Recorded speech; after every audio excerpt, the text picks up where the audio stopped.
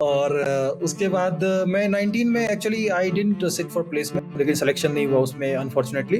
Some people should just not aim for UPSC, right? You know clear कि आप किसी trick से select हो जाओगे। एक टाइम होगा जब तुम एक दिल्ली के एक छोटे से कमरे में रहते होगे। क्या सेक्रीफाइस किए ये पाने के लिए? काफी एक सॉर्ट ऑफ यूनिफॉर्म सर्विस की ट्रेनिंग है, तो उस हिसाब से थोड़ा एक समझ सकते हो कि मिलिट्री वाला इन्वायरमेंट काफी स्ट्रिक्ट रहता है, आपका फ्रीडम पे भी रिस्ट्रिक्शन है। लेकिन वहाँ पे भी मैंने काफी अच्छा एंजॉय किया। Again going back to my positive attitude, stoicism वाला, कि जिस सिचुएशन में हूँ था कि मैं आईपीएस में नहीं रहूंगा। Brings back. सबसे ज्यादा कॉलेज के बारे में तुम क्या मिस करते हो?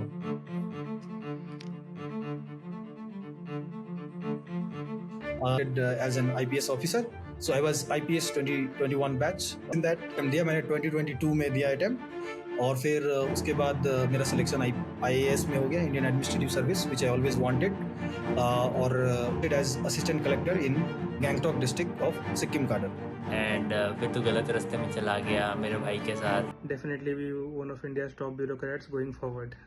स्वीट मैसेज है यार हिमांशु, तुमने तो इमोशनल कर दिया मुझे। उनके लिए थोड़ा इंट्रोडक्शन करते हैं। तो थोड़ा सा अपने बारे में बताओ कि तुम कहाँ पे हो, और तुम कहाँ पे पढ़े हो, और तुम कैसे इस जगह पहुंचे। फिर अपन उसके डीप में जाएंगे। सो नेटिव तो मैं बिहार का हूँ, मधुबनी डिस्ट्रिक्ट से बिलोंग करता हूँ। मधुबनी पेंटिंग के लिए काफ़ी फेमस है हमारा डिस्ट्रिक्ट।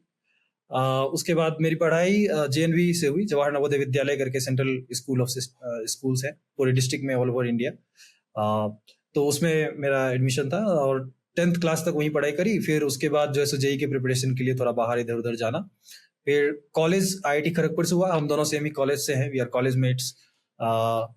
और फिर IIT खड़गपुर में I graduated in 2019 from the department of mathematics. I studied mathematics and computing. उसमें मैथमेटिक्स ज्यादा स्टडी किया, कंप्यूटिंग थोड़ा किया, इसलिए मैं इधर हूँ। और उसके बाद मैं 19 में actually I didn't sit for placement. Oddly enough he also did not sit so for placement, but he was confident in some other direction कि वो उसको खुद कोई जॉब मिल जाएगा। मैं कॉन्फिडेंट था कि मेरे को अलग डायरेक्शन में जॉब चाहिए, मैं कंपटीशन तैयारी करके लूंगा। तो मैं UPSC तैयारी में चला गया, और कॉलेज से ही ऑलमोस्ट प्रिपरेशन शुरू किया। 19 में graduated and I wrote the attempt in 19 itself right after graduating. उसमें इंटरव्यू तक गया, लेकिन सिलेक्शन नहीं हुआ उसमें unfortunately. Second attempt I wrote in 2020 and I got selected as an IPS officer. So I was IPS 2021 batch, born on Agmut cadre. Agmut है वो UT सारे यूनियन टेरिटरीज के cadre उन्होंने बनाया है, तो I was allocated that. तो फिर उसके बाद मैं ट्रेनिंग करने चला गया था, फाउंडेशन कोर्स होता है सारे सिलेक्टेड ऑफिसर्स का उसमें। उसके बाद देन आई टुक लीव। तो गवर्नमेंट में funnily enough when you get a job eight group A level, so they give you this option that if you want to upgrade your service you can take 1 year leave. So it's like कि आपको Microsoft में join किया आपने। नहीं होता है Microsoft में, तो माइक्रोसॉफ्ट में जाओ, तुम जो है 1 साल का ब्रेक ले लो। तो बोलो कि मैं सीनियर इंजीनियर हूँ, मुझे स्टाफ इंजीनियर बनना है भाई, 1 साल मुझे पढ़ाई करना, तुम बोलेंगे बाद में आओ। तो 1 साल government of India is quite gracious in that sense, they give you this option कि आप भाई 1 साल का छुट्टी लो। It's not paid, it's unpaid leave only, but at least you get your job, और फिर आप 1 साल बाद ज्वाइन करो। तो मैंने छुट्टी ले लिया था, और फिर मैं तैयारी कर रहा था, फिर से अटेम्प्ट दिया। मैंने 2022 में दिया अटेम्प्ट, और फिर उसके बाद मेरा सिलेक्शन IAS में हो गया, Indian administrative service, which I always wanted. और बीच में मैंने IPS की ट्रेनिंग भी की थी। एग्जाम लिखने के बाद आपको फिर ज्वाइन करना होता है बैच, तो मैंने IPS की ट्रेनिंग भी करी। फिर IPS ट्रेनिंग के बीच में ही मेरा IAS में सिलेक्शन हो गया था, तो फिर मैं IAS में ज्वाइन कर लिया। तो IAS में ट्रेनिंग के बाद लगभग 8 मंथ्स का ट्रेनिंग होता है। उसके बाद you get posted to district or one of the districts of your cadre for 1 year for district training. So right now I am undergoing district practical training. So I am posted as assistant collector in Gangtok district of Sikkim cadre. So I belong to Sikkim cadre. So यहाँ पे एक Gangtok जो capital ही है, वहीं पे मैं अभी posted हूँ। और ये एक ब्रीफ में इंट्रोडक्शन एंड जर्नी सो फार। बहुत सारे लोग तुमसे पूछे होंगे कि IT किए, एक मिनी माइलस्टोन रीच किए, उस टाइम तो लगता है कि भाई दुनिया जीत लिए।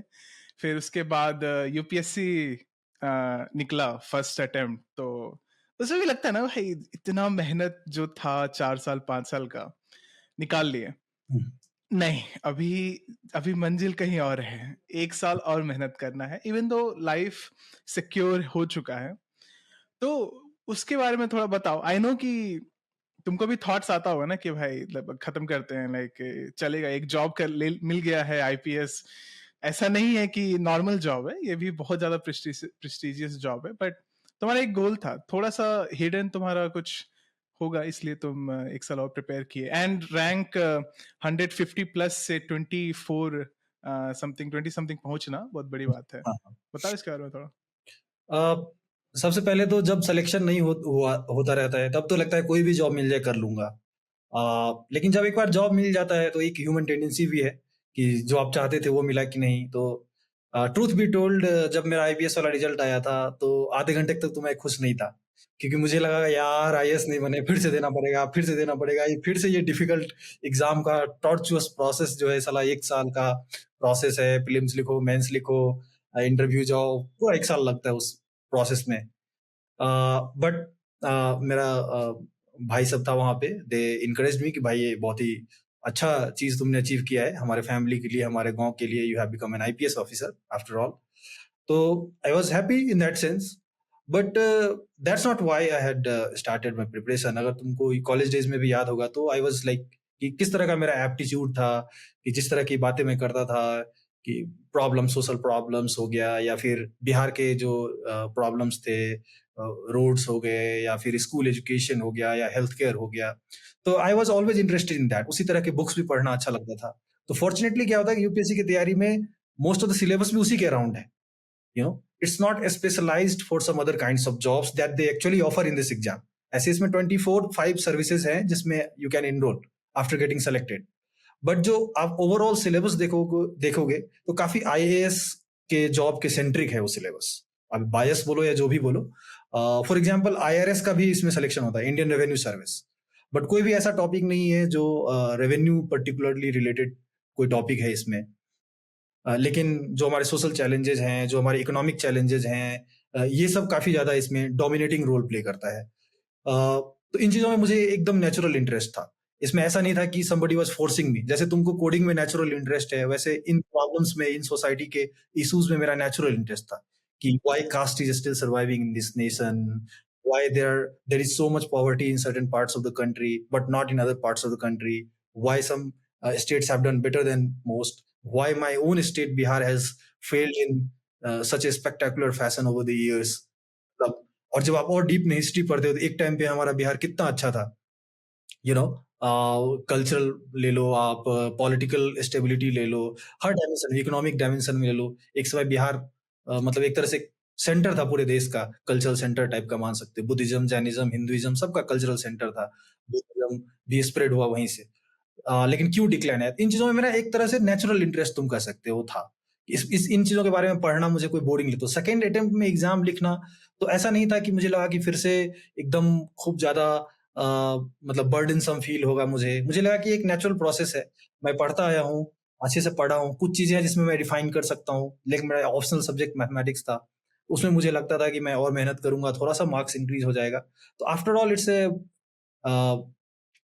Selection, overall selection process is not entirely in your hand. तो जितना आप चांसेस बढ़ाते हो, अपना जितना अटेम्प्ट्स लिखते हो, आप अपने चांसेस भी बढ़ाते हो। कुछ छोटी मोटी चीजें आपके साथ अलाइन कर गया, आपके फेवर में आ गया, and you can suddenly get selected into your desired service. So it didn't make sense to not write an attempt. But इसके बिहाइंड द सीन मैं ये भी बता सकता हूँ कि मैं फ्रस्ट्रेटेड भी था, इसलिए मैंने अटेम्प्ट स्किप किया था, मैं चला गया था। कॉलेज के बाद अगर लगातार आप 2-2.5 साल तक अनएम्प्लॉयड हो, आप अर्न नहीं कर रहे हो, तो it creates its own toll on you, despite no matter how supportive your parents are, but it creates its own toll। तो मैंने ब्रेक लिया था, मैं ट्रेनिंग करने गया था, लेकिन फॉर्चुनेटली मुझे वहाँ कई अच्छे दोस्त मिल गए, उन्होंने भी थोड़ा सा मोटिवेट किया कि it's not time to stop है, तुम्हारा एक अच्छा ऑप्शनल है, तुम मैथमेटिक्स ऑप्शनल के स्टूडेंट हो, you can always increase your marks tremendously in that. तो फिर से एक बार लिखो, होगा नहीं होगा तो फिर आईपीएस एक अच्छी जॉब तो है ही। तो इन सारे बैकग्राउंड के बीच में अच्छे सपोर्टिव फ्रेंड्स भी थे, अपना भी एक मेंटल क्लैरिटी था कि आईएएस ही मुझे चाहिए भी। आईपीएस के लिए मैं इतने साल से तैयारी नहीं कर रहा था, although it's a very good job, glad I could get IPS and undergo the training phase, but इसके लिए मैं अल्टीमेटली नहीं तैयारी कर रहा था। तो ये सारी चीजें कहीं ना कहीं क्लैरिटी आई और फिर मैंने दिया और फॉर्चुनेटली मतलब सब कुछ सही से हो भी गया कि मेरा सिलेक्शन भी हो गया। तो ये था एक नेचुरल सोर्स ऑफ अंदर से कि मुझे ये करना भी है, क्लैरिटी थी। दूसरा कि ये बर्डनसम प्रोसेस नहीं लगा मुझे, यूपीएससी प्रोसेस कभी भी मुझे बर्डनसम नहीं लगा, मुझे उनमें नेचुरल इंटरेस्ट था। जैसे तुम कोडिंग में 10 घंटा बैठ के कर सकते हो and you will not feel कि मतलब कितना बोरिंग काम मैं कर रहा हूँ, वैसे मुझे लगता था कि अगर मैं ये सब चीजें पढ़ रहा हूँ, आंसर लिख रहा हूँ, एस्से लिख रहा हूँ, तो ये कोई बोरिंग काम नहीं है, क्रिएटिव काम है, अच्छे से कर रहा हूँ। प्लस कुछ सपोर्टिव फ्रेंड्स होते हैं जो आपको पुश करते हैं उस पॉजिटिव डायरेक्शन में, रादर देन सेइंग कि भाई हो तो गया, अब कितना पढ़ोगे, अब तो आईएएस बन ही गए, अब क्या जरूरत है ये सब करने की। Rather opposite, they were quite forceful in saying कि और अटेम्प्ट लिखो, मेहनत करो। ये बहुत इंटरेस्टिंग है कि तुम बोल रहे हो कि तुम्हारा एक डिजायर था to do that instead of कि एक you opened a menu and then you saw like चलो ये ऑर्डर करते हैं and whatever it takes I will do it. एक किसी ने क्वेश्चन भी पूछा था कि मैं मल्टीपल अटेम्प्ट्स दे रहा हूँ या दे रही हूँ और when should I know कि I'm not a fit, right? I feel कि हमारे देश में बहुत सारे लोग यूपीएससी का प्रिपरेशन करते हैं एंड मेरे हिसाब से बहुत टाइम स्पेंड करते हैं उसमें। सो आई नो कि भाई जो लोग 5 साल से 10 पता नहीं कितने सालों से बस वो करे जा रहे हैं, डजेंट मैटर कि फैमिली का क्या सिचुएशन है, डजेंट मैटर कि वो खुद सीरियस है या नहीं है, बट एक चल रहा है। तो मुझे लगता है कि मतलब उन लोग को नहीं करना चाहिए, like some people should just not aim for UPSC, right? like how to identify whether you are a good fit or not before you even start preparing. And like college में बहुत सारे लोग को ये dilemma आता है 3rd year 4th year में। तो I think वही going back to कि original source of motivation क्या है आपका, यूपीएससी में मतलब it's rare कि आप किसी ट्रिक से सेलेक्ट हो जाओगे। मतलब despite all the hard work it might happen that you might not get selected, despite having good intentions, despite working so hard still you might not get selected। लेकिन trickery से तो कभी नहीं होगे कि आपने क्योंकि ऐसा डिफिकल्ट प्रोसेस ही है ना। प्रीलिम्स ही काफी ब्रूटल एग्जामिनेशन होता है, अगर आपको प्रीलिम्स के क्वेश्चंस के थ्रू जाओ कुछ भी पूछ देते हैं वो। उसके बाद फिर मेंस इतना राइटिंग वाला फेज, सपोज करो जेई के टाइम्स में जब रिटन में एग्जाम होता था, मतलब वो पूरा क्वेश्चन आंसर, उस टाइम कितना नॉलेज ज्यादा चाहिए था कंपेयर टू मल्टीपल चॉइस में हम लोग फिर भी ट्रिक लगा लेते थे कि मतलब एक क्वेश्चन मतलब आंसर ऑप्शन से आंसर ढूंढना कि 2 नेगेटिव तो नहीं होगा तो पॉजिटिव होगा, और ये तो आएगा नहीं। करके हम लोग कुछ बार लगा लेते थे, उससे नंबर बढ़ाते थे।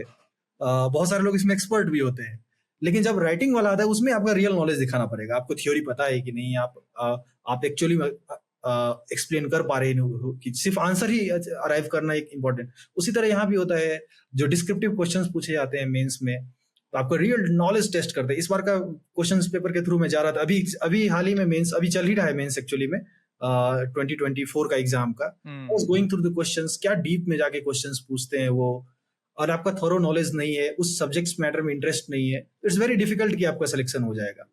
तो मैं बोलूंगा कि नेचुरल इंटरेस्ट उनको है कि नहीं, किस वजह से आ रहे हैं, क्या आप फेम की वजह से आ रहे हो कि भाई बहुत फेमस हो जाते हैं, या फिर सोसाइटी में थोड़ी रिस्पेक्ट है, या फिर कुछ लोगों का और भी अल्टीरियर मोटिव्स हो सकता है, if you know what I am talking about, बहुत पैसा है या जो भी है, ये सारी चीजों की वजह से आ रहे हो, तो बहुत मुश्किल है आपका सिलेक्शन होना। मतलब तो उसके बाद है कि आप जब 1-2 अटेम्प्ट में देखो, जब आप शुरुआत में अटेम्प्ट्स दे रहे हो तो आप प्रोसेस फॉलो कर पा रही हो कि नहीं। जैसे it might be strictly relevant for UPSC aspirants what I'm talking about here, but like there is a process.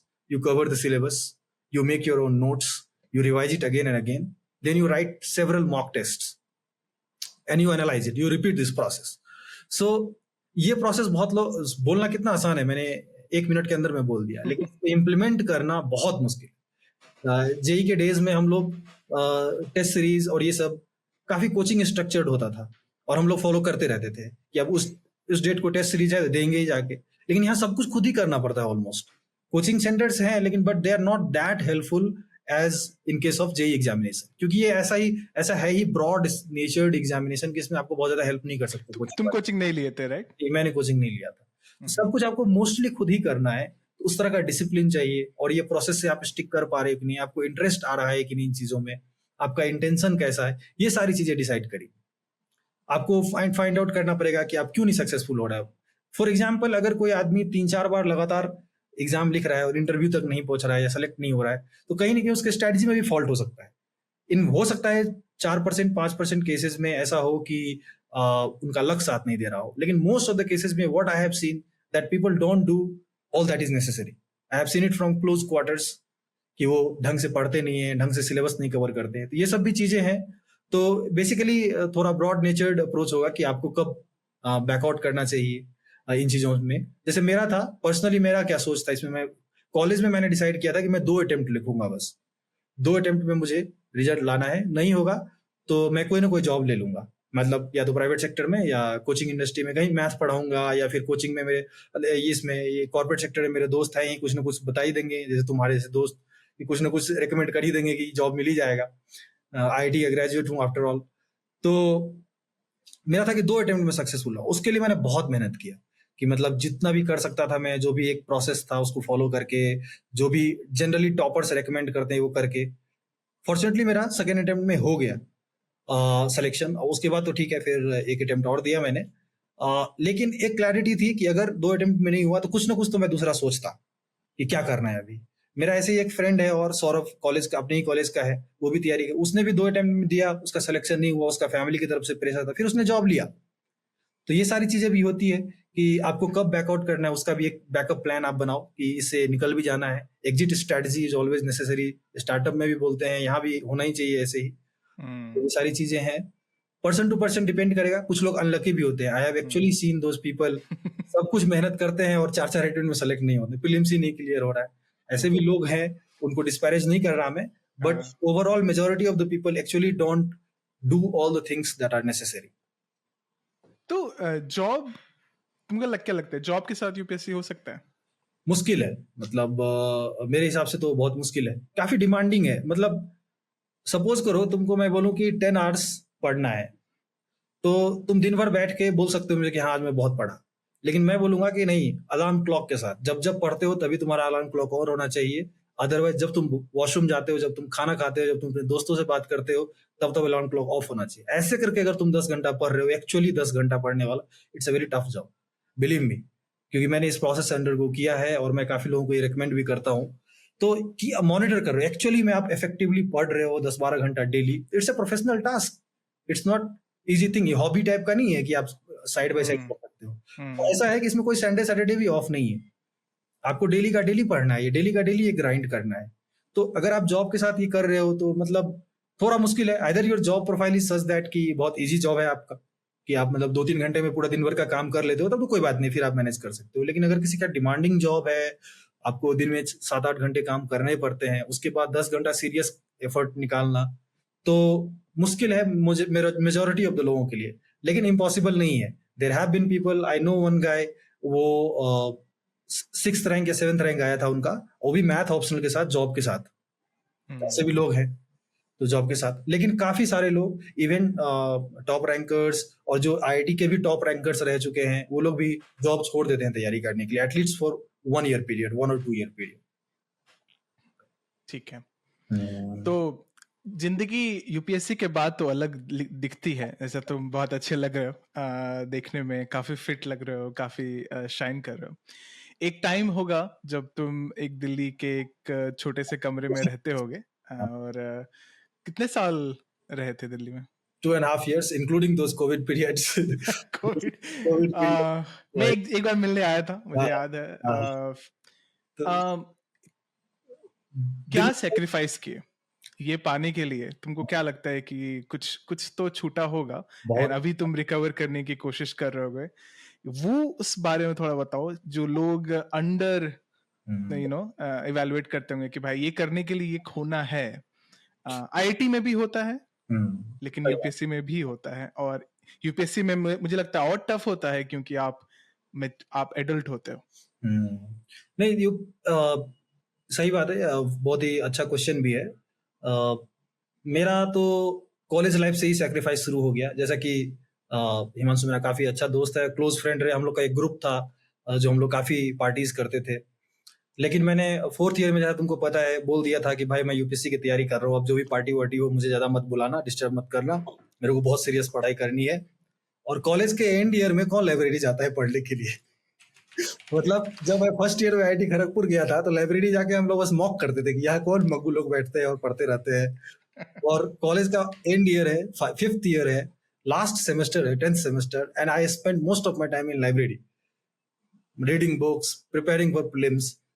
तो और वो सबसे फन ईयर होता है, फन टाइम होता है। सब लोग की, मोस्ट लोगों की जॉब निकल लग जाती है, सब पार्टी करते रहते हैं और फिर एकदम मस्ती में रहते हैं कि फाइनल टाइम है भाई, जितना टाइम साथ में स्पेंड कर सको। लेकिन मैं काफी अलग रहता था। फिर मैं और मेरा एक दोस्त थे, दोनों यूपीएससी की तैयारी कर रहे थे, तो we used to go together to the library. We were always like invested in writing test, reading through the books, revising the materials. तो वो काफी कुछ छूट गया। फाइनल ईयर कॉलेज का क्या होता है मैं अभी तक नहीं समझ पाया हूँ। मतलब कि फाइनल ईयर में किस तरह से लोग मस्ती करते हैं और पार्टी करते हैं, पर मेरे साथ वो नहीं हो पाया। वो एक बड़ा सेक्रीफाइस था। प्लस जब मैं दिल्ली में गया तो दिल्ली में काफी कन्फाइंड लाइफ होती है। यूपीएससी एस्पिरेंट की जो लाइफ है, अगर आपने एस्पिरेंट टीवी सीरीज देखा होगा तो उसमें भी है कि कितना स्ट्रगल होता है उस एरिया में। इतना भीड़ है, मतलब इतना पैसे भी बहुत चार्ज करते हैं वो, लेकिन कंफर्टेबल लाइफ नहीं है। छोटे से मकान में रह रहे हो, छोटा सा रूम है, वेंटिलेशन भी प्रॉपर नहीं होगा, खाना पीना का भी इशू हो सकता है आपको, अच्छा कुक ना मिले या जो भी। तो मतलब, और प्लस क्या है कि एकदम मोनोटोनस लाइफ है। आपको एक ही काम करना है डेली का डेली, पढ़ाई करते रहो, पढ़ाई करते रहो, पढ़ाई करते रहो, टेस्ट सीरीज और एग्जाम, यही बस। यूपीएससी यूपीएससी 24 घंटा चलते रहेगा दिमाग में। तो डाइवर्सिटी नहीं है। आप ऐसा नहीं कि एंजॉय कर रहे हो कि चलो शाम को सीपी जा रहे हैं घूमने के लिए, कभी इधर चले गए, कभी फ्रेंड्स के साथ बाहर चले गए। इतना लाइट तैयारी तो जनरली लोग नहीं करते हैं। मतलब, और मैं रेकमेंड भी नहीं करूंगा कि इतना लाइट तैयारी करना चाहिए। बहुत इंटेंसिव प्रोसेस है, बहुत टफ एग्जाम है, और इतने थिन मार्जिन पे लोग सेलेक्ट होते हैं। तो इसलिए मतलब you should give everything that you have got. तो उसमें क्या होता है कि आप काफी फैमिली सेक्रीफाइसेस करते हो, आप फैमिली को टाइम नहीं दे पाते हो, आप अपने फ्रेंड्स को टाइम नहीं दे पाते हो। I rarely talk with my college mates back then, कभी कभी बात होती थी।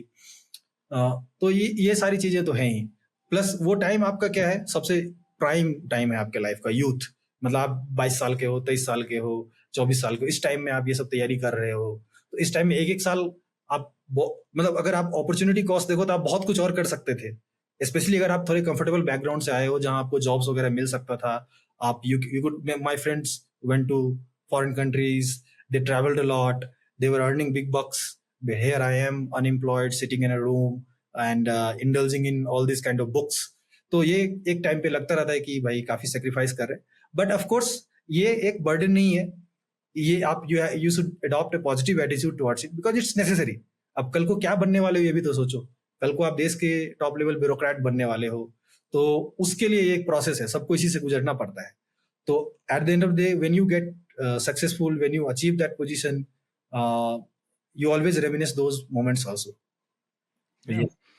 तुम कॉलेज की बात किए तो कॉलेज की पार्टीज की बात किए तो उनमें से एक इंसान है, उसने तुम्हारे लिए एक मैसेज रिकॉर्ड किया है, तो मैं वो प्ले करना चाहूँगा। और भाई संदीप, कैसे हो? काफ़ी टाइम हो गया यार, शादी में आ नहीं पाया तू भाई, बहुत मिस किया तेरे को, बहुत मन था तू आए। पर चल कोई ना, तेरी शादी में करेंगे पार्टी। और बढ़िया दिख रहा है भाई, आज व्यूज़ बढ़ाएगा हिमांशु के। चलो भाई, मज़े करो।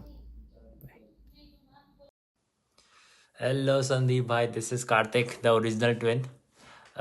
आज भी याद है संदीप, जब फर्स्ट टाइम हम कोटा में मिले थे। आई थिंक तू मेरा पहला फ्रेंड था, एंड फिर तू गलत रास्ते में चला गया मेरे भाई के साथ आईआईटी खड़गपुर, लेकिन अब वापस सही रास्ता पकड़ लिया आईएएस करके। इस बात से बहुत इंस्पिरेशन मिला है भाई कि कोई मेरे भाई के साथ जाकर भी इतना अच्छा कर सकता है। अब मैं उसके साथ हूँ, होपफुली मैं भी अच्छा करूँगा। तो हाँ भाई, खुश रहो, आबाद रहो, एंड जल्दी मिलेंगे। We have literally grown together, मतलब इस तरह से। और ऋत्विक और मैं तो काफी क्लोज फ्रेंड थे, साथ में बैठना क्लासेस में भी, और काफी सपोर्टिव था। ऋत्विक का एक चीज याद है मुझे, मतलब ऋत्विक काफी हेल्प करता था। मतलब I always consider him more talented than me in math, physics, those areas. तो काफ़ी हेल्प करता था, जैसे कोई सवाल में डाउट है इस तरह से। लेकिन कभी-कभी जब मैं जैसे कभी अपना असाइनमेंट्स जो होता था होमवर्क करने के लिए वो छोड़ नहीं किए या अच्छे से नहीं किए, कुछ सवाल रह गए, तो ऋत्विक काफ़ी टाइम में कि तू अब बहाना बना रहा है, तू ढंग से पढ़ नहीं रहा है, चेक करते रहता था। अकाउंटेबिलिटी पार्टनर टाइप का था वो। तो वो चीज़ मतलब काफ़ी उस टाइम में मतलब हेल्प करता था कि मतलब ऐसा फ्रेंड नहीं है कि हाँ ठीक है भाई बाद में कर लेना, रहने देना, मतलब क्या ही है ये सब का, मतलब हो जाएगा तेरे से। तो ऐसा नहीं कि मतलब वो थोड़ा सा अकाउंटेबिलिटी रखता था कि भाई ढंग से पढ़, सेलेक्ट होना है, आईआईटी जाना है। तो मतलब अच्छा है। और अनफॉर्चुनेटली शादी में नहीं जा पाए इन लोगों के। यहाँ पे सिक्किम में क्या है कि लैंडस्लाइड्स का काफी इशू होता है, मानसून सीजन है ना, अभी भी जैसे कंटिन्यूअस रेन है, तो we are on high alert की कभी भी लैंडस्लाइड्स वगैरह कहीं हो गया या फ्लडिंग का कुछ हो गया। तो जैसे लास्ट ईयर 4 अक्टूबर को मैसिव फ्लड आया था, मतलब काफी डैमेज किया सिक्किम को।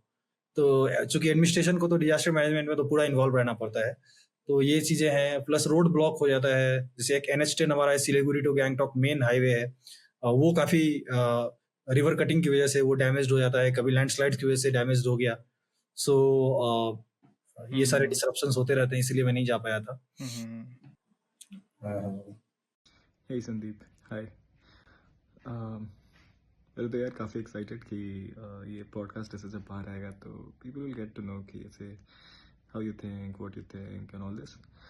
तो यार एक चीज़ ऐसे टच करना है इसमें कि गिवन कि you might have read like a lot of subjects, lot of books, तो maybe what are like your book recommendations कि हाँ यार ये बुक्स तो काफ़ी ऐसे कॉन्शियसनेस एक्सपैंडिंग है या फिर किसी तरीके से ऐसे। सो या एंड मिलते कभी। निशांत से मैं तुम्हारी शादी पे मिला था। Is a very good friend and quite an intellectual person. उसके साथ काफ़ी अच्छे एक्सपीरियंसेस रहे हैं। तो बुक रिकमेंडेशन, हाँ बुक के बारे में बात करूँ तो यूपीएससी प्रोसेस में तो काफ़ी बुक पढ़ना पड़ता है। Plus reading books is also an hobby of mine, specially reading non fiction books. तो अगर मैं अपने लाइफ का सबसे डिफाइनिंग बुक्स मानूं तो ये तो एक तो नसीम तलेब्स की बुक्स, चाहे वो फुल बाय रैंडमनेस हो, ब्लैक स्वान हो या फिर एंटी फ्रेजाइल हो, काफ़ी अलग तरीके से मेरे थिंकिंग को चेंज किया, क्योंकि एक probabilistic way of thinking about world. और काफ़ी टाइम हम लोग सुपरस्टिशियस हो जाते हैं चीज़ों को लेके, बट अगर आप उसको प्रोबेबिलिस्टिक वे में सोचो, अगर आप अपने कॉग्निटिव बायसेस को इनकॉर्पोरेट करो तो फिर चीज़ें आसान हो जाती हैं। तो that has been very helpful in my way of thinking about life and things around me. तो तालिब्स के तो सारे बुक्स। एक स्टोरी मुझे याद है जो तुम तालिब के बारे में बताते हो कि तुम सड़क चल रहे हो और अचानक से एक्सीडेंट हो गया तुम्हारा, एंड देन तुम्हारा पैर टूट गया, 1 महीना तुम बेड रेस्ट हो गए। तो एक माइंडसेट है कि यार ये मेरे साथ ही क्यों होता है, मेरा लक खराब है। दूसरा माइंडसेट है कि नेचर डजंट केयर, ये बस तुम्हारे साथ हो गया, एक रैंडम इवेंट था, तुम बेवकूफ मत बनो कि तुम बहुत इंपॉर्टेंट थे और तुम्हारा पैर टूटना बहुत इंपॉर्टेंट था, बस हो गया। नहीं, और इसमें ये भी है ना, एक तो ये है थिंकिंग, दूसरा हम लोग ब्लेम व्हाई मी वाला जो कंसेप्ट है कि मेरे साथ क्यों हुआ, मेरे बारे में भगवान नहीं सोच रहे हैं या जो कुछ भी। भाई अगर आप स्टेटिस्टिकली देखो तो एक दिन में अगर एक सिटी में 1 लाख लोग व्हीकल यूज कर रहे हैं तो certain amount of accidents normal event है वो, मतलब तो वो कुछ तो एक्सीडेंट्स होंगे ही, हर डे होंगे, मतलब इट्स नॉट एबनॉर्मल। और जिसके साथ होगा वो हमेशा वो सारे स्टेटिस्टिकल थिंकिंग तो करेगा नहीं, वो अपने बारे में ही बस सोचेगा, क्योंकि एक सेल्फ सेंट्रिक बायस तो हम सब में होता ही है। तो आप अगर ऐसे देखोगे तो आउटसाइड पर्सपेक्टिव से देखो तो एक नेचुरल इवेंट है कि अगर 1 लाख व्हीकल चल रहा है तो 0.001% एक्सीडेंट भी होगा, वो नेचुरल है, उतना होगा ही, एबनॉर्मल नहीं है। और उसमें आप उस टाइम पे उस सैंपल स्पेस में आप फंस गए, एक रैंडम सैंपल में आप उस दिन फंस गए। लेकिन हम लोग उसको अलग तरीके से सोचते हैं कि हम ही क्यों फंसे। तो समटाइम्स मतलब स्टैटिस्टिकल थिंकिंग आपको दिखाता है कि आप larger part of the whole में आप एक छोटे से मतलब पार्ट हो, बस अपने आप को ही पूरा मत होल मत समझो। तो ये सारे थिंकिंग तो इम्पोर्टेंट है ही। और ऐसे भी जैसे मान लो सिंपल कॉग्निटिव बायसेस कैसा आता है, कंफर्मेशन बायस, की जब आप रोड पे चल रहे हो, बिल्ली ने आपका रास्ता काट दिया तो लोग अशुभ मानते हैं ना, मोस्ट ऑफ द टाइम कुछ नहीं होता है। लेकिन जो एक टाइम आपके साथ कुछ हो जाएगा, अगर बिल्ली ने रास्ता काटा, आप नहीं रुके, आप चलते गए और कुछ आपके साथ बाय द वे हो गया, तो यू ऑलवेज रिमेंबर दैट। और वो जो होता है मतलब ये सिलेक्शन बायस करके मान लो, तो ये सारी बायसेस आपकी थिंकिंग को एकदम अफेक्ट करती है, बहुत सारे लोगों को अफेक्ट करती है। आई बिलीव जो इतने सारे लोग जो एस्ट्रोलॉजी में बिलीव करते हैं, वो सब इसी के विक्टिम्स हैं। मैक्सिमम टाइम जो आपका एस्ट्रोलॉजर आपको बताता है वो होता नहीं है।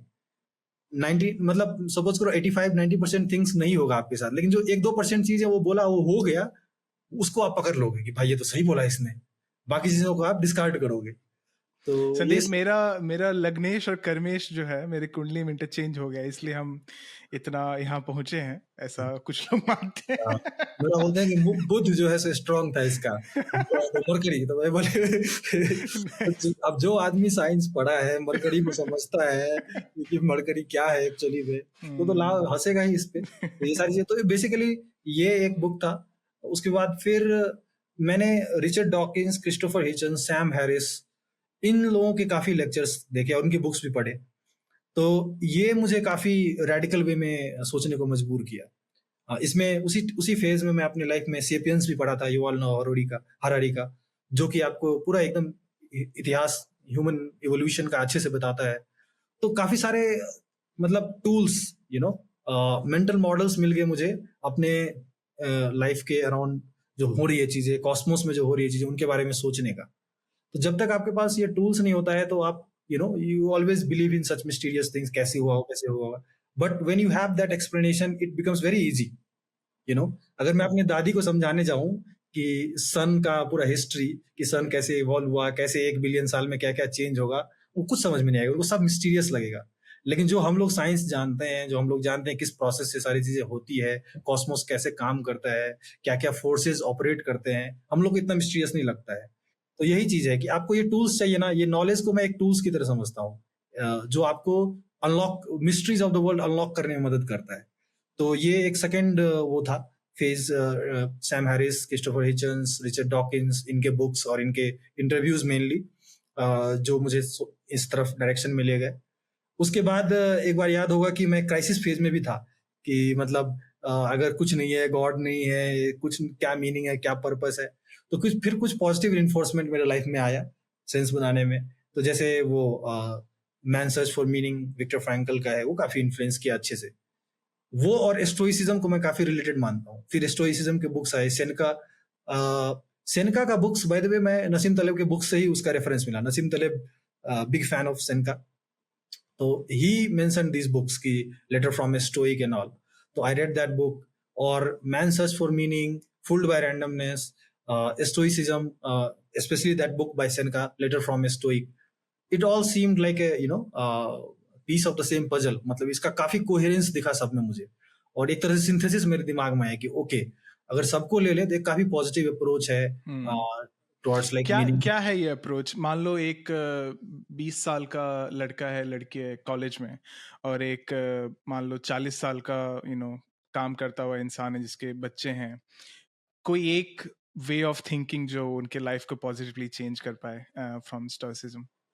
स्टोइसिज्म में है कि जैसे एक जो चीजें आपके कंट्रोल में है वर्सेस जो चीजें आपके कंट्रोल में नहीं है, तो उसके प्रति आपका एटीट्यूड, जो चीजें आपके बिल्कुल कंट्रोल में नहीं है उसके प्रति आपका इंडिफरेंस होना चाहिए। कि मतलब सपोज करो कि जैसे गीता में भी है, कर्मण्येवाधिकारस्ते मा फलेषु कदाचन, कि आप कर्म कीजिए, फल की चिंता मत कीजिए। क्योंकि जैसे आप कुछ कर रहे हो उसके एन नंबर ऑफ आउटकम्स हो सकते हैं, प्रोबेबिलिटीज के जब हिसाब से देखो तो सब कुछ का प्रोबेबिलिटीज है ना, आउटकम्स, और certain different probabilities, equally probable events नहीं है, लेकिन आप कोई काम कर रहे हो, सक्सेसफुल होगा नहीं होगा, सबके अपने अपने प्रोबेबिलिटीज है, और उस डिफरेंट वेज में वो मैनिफेस्ट भी हो सकता है। आपका किसी एक होगा तो कोई एक ही मैनिफेस्ट, श्रोडिंगर्स कैट की तरह देखोगे तो डेड है या अलाइव है वही पता चलेगा, बट प्रोबेबिलिटीज में सारी चीजें है ना। तो आप भी लाइफ में, जैसे सपोज मैं यूपीएससी की तैयारी कर रहा हूँ, सिलेक्शन होगा नहीं होगा, सबके अपने अपने प्रोबेबिलिटीज है, लेकिन होगा तो कोई एक ही चीज at a time in outcome. तो मुझे वो इंप्रेस करना चाहिए कि मुझे ये नहीं पता है क्या एक्चुअली मैनिफेस्ट होगा। ऑल आई कैन डू कि बिहाइंड द सीन में हार्डवर्क करूँ, अपना काम करूँ, अपना कर्म जो भी है वो करूँ, और रिजल्ट के बारे में नहीं सोचूं, क्योंकि मेरे हाथ में नहीं है। हाथ में क्यों नहीं है? क्योंकि यही प्रोबेबिलिटी से सोचो तुम, एन नंबर ऑफ वेज में वो चीजें मैनिफेस्ट हो सकती है। आपको जस्ट पता है, आप बस एक ही चीज सोच रहे हो कि मेरे को क्लियर करना है, आप एक क्लियर डायरेक्शन दे रहे हो, लेकिन वो तो आपके हाथ में नहीं है ना। मैनिफेस्ट तो किसी भी डायरेक्शन में हो सकता है, वो अपनी अपनी प्रोबेबिलिटीज है। आप आज रोड पे जा रहे हो, आपका एक्सीडेंट होगा कि नहीं होगा, आप खाई में गिरोगे कि आराम से चलते जाओगे अपने डेस्टिनेशन पहुंचो, वो आपके हाथ में नहीं है। ऑल यू कैन डू कि गाड़ी अच्छे से चलाओगे, बहुत सारे अदर वेरिएबल्स हैं। तो ये चीजें कि आउटकम पे फोकस नहीं करना है, प्रोसेस पे फोकस कीजिए, और जो चीजें आपके कंट्रोल में नहीं है उसको आप, उस पे आपका कोई कंट्रोल है ही नहीं, तो टेंशन लेके कोई फायदा नहीं है। यू नो, मैं सपोज मैं जब आईएएस बना तो आइडियली मैं चाहता था कि नॉर्थ इंडिया में कोई स्टेट मिले मुझे, बिहार मिले, यूपी मिले, राजस्थान मिले, मध्य प्रदेश मिले, क्योंकि वहां से कल्चरली फेमिलियर हूँ, वो बड़ा स्टेट है, बहुत काम करने का भी स्कोप है। लेकिन मुझे सिक्किम मिला, not should I cry all the time कि मुझे जो चाहिए था वो नहीं मिला। ये चीजें मेरे हाथ में नहीं थी, मैं अपना जो कर सकता था वो अच्छे से किया, सिलेक्शन भी हुआ, एक अच्छा रैंक भी आया। लेकिन अब मैं यहाँ, मेरा एटीट्यूड क्या होना चाहिए, ठीक है ये मेरे हाथ में नहीं था, बट अब यहाँ मैं अपना बेस्ट कैसे कर सकता हूँ। तो ये एक रिस्पॉन्सिबिलिटी, पहली बात तो indifference to what you can not control, और जिस पे आप कंट्रोल कर सकते हो उसमें आपका रिस्पॉन्सिबिलिटी, रिस्पॉन्सिबल अप्रोच, उसमें आप क्या कर सकते हो बेस्ट। तो ये रिस्पॉन्सिबिलिटी लेना भी स्टोइसिज्म अच्छे से सिखाता है। ये आपकी रिस्पॉन्सिबिलिटी है, दुनिया की रिस्पॉन्सिबिलिटी नहीं है आपको खुश रखना। Happiness is your responsibility, positive attitude is your responsibility, otherwise who will suffer, you only will suffer. आप कुछ गलत करते हो, आप कुछ अच्छा नहीं करते, तो सबसे पहला सफर आप ही होते हो, वो आप ही को नेगेटिवली इम्पैक्ट करता है, बाद में दूसरों को करता है। तो ये एक अप्रोच है। प्लस फिर जैसे सेनका का है, सेनका ने तो बहुत सारी चीजों के बारे में छोटे छोटे एडवाइस दिए कि बुक्स भी पढ़ो, तो कैसे पढ़ो।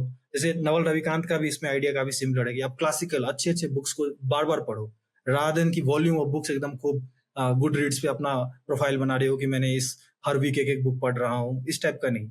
तो सेनका भी इसमें शुरुआत के ही लेटर्स में इम्फेसिस करता है कि अच्छे ऑथर्स के साथ टाइम दो, अच्छे ऑथर्स के आइडियाज को आप टाइम दो, उसको समझो, उसको बार बार पढ़ो, ताकि वो आपका पार्ट ऑफ लाइफ बन जाए।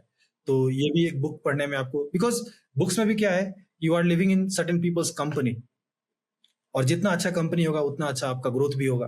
तो ये सारी अप्रोचेस, फिर एक रिस्पॉन्सिबल लाइफ जीना, और डिसिप्लिन को लेके भी है कि जैसे डिसिप्लिन के बारे में एक चीज बोला जाता है कि रिस्ट्रिक्टिव है। जैसे कॉलेज में या फिर स्टूडेंट लाइफ में हम लोग यही फील करते हैं ना कि डिसिप्लिन रिस्ट्रिक्टिव है, हमारे फ्रीडम को कर्व करता है।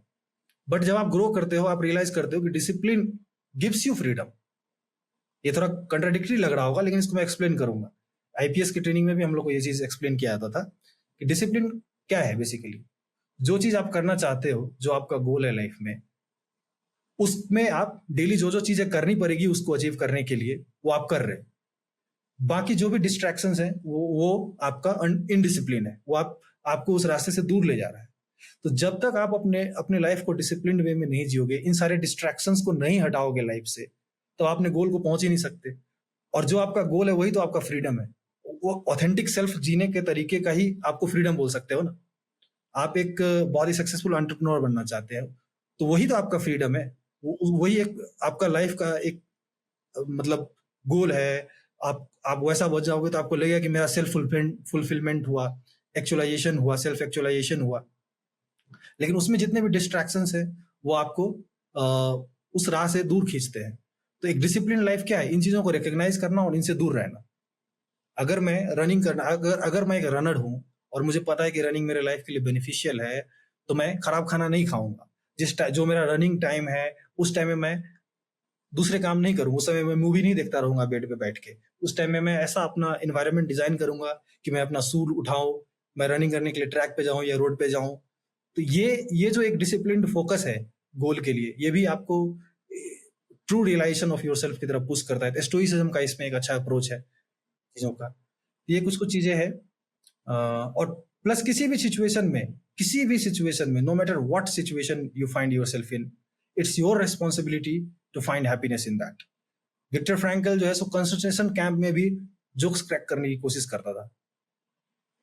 तो वही है कि given the circumstances, how you can channelise it to create the best opportunity for yourself. That's a responsibility upon yourself, not on others.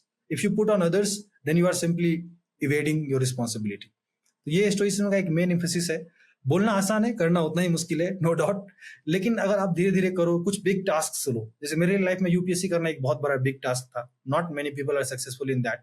और उस प्रोसेस में मैंने काफी कुछ इसको इम्प्लीमेंट करने की कोशिश की डे टू डे लाइफ में, कुछ सेक्रीफाइसेस करे, कुछ डिसिप्लिन लाया अपने लाइफ में, और मैं सक्सेसफुल हुआ। तो ये मुझे रियलाइजेशन हो रहा है कि इंपॉर्टेंट है। उसकी वजह से अभी भी मैं अपने लाइफ में उन चीज़ों को अप्लाई कर पा रहा हूँ।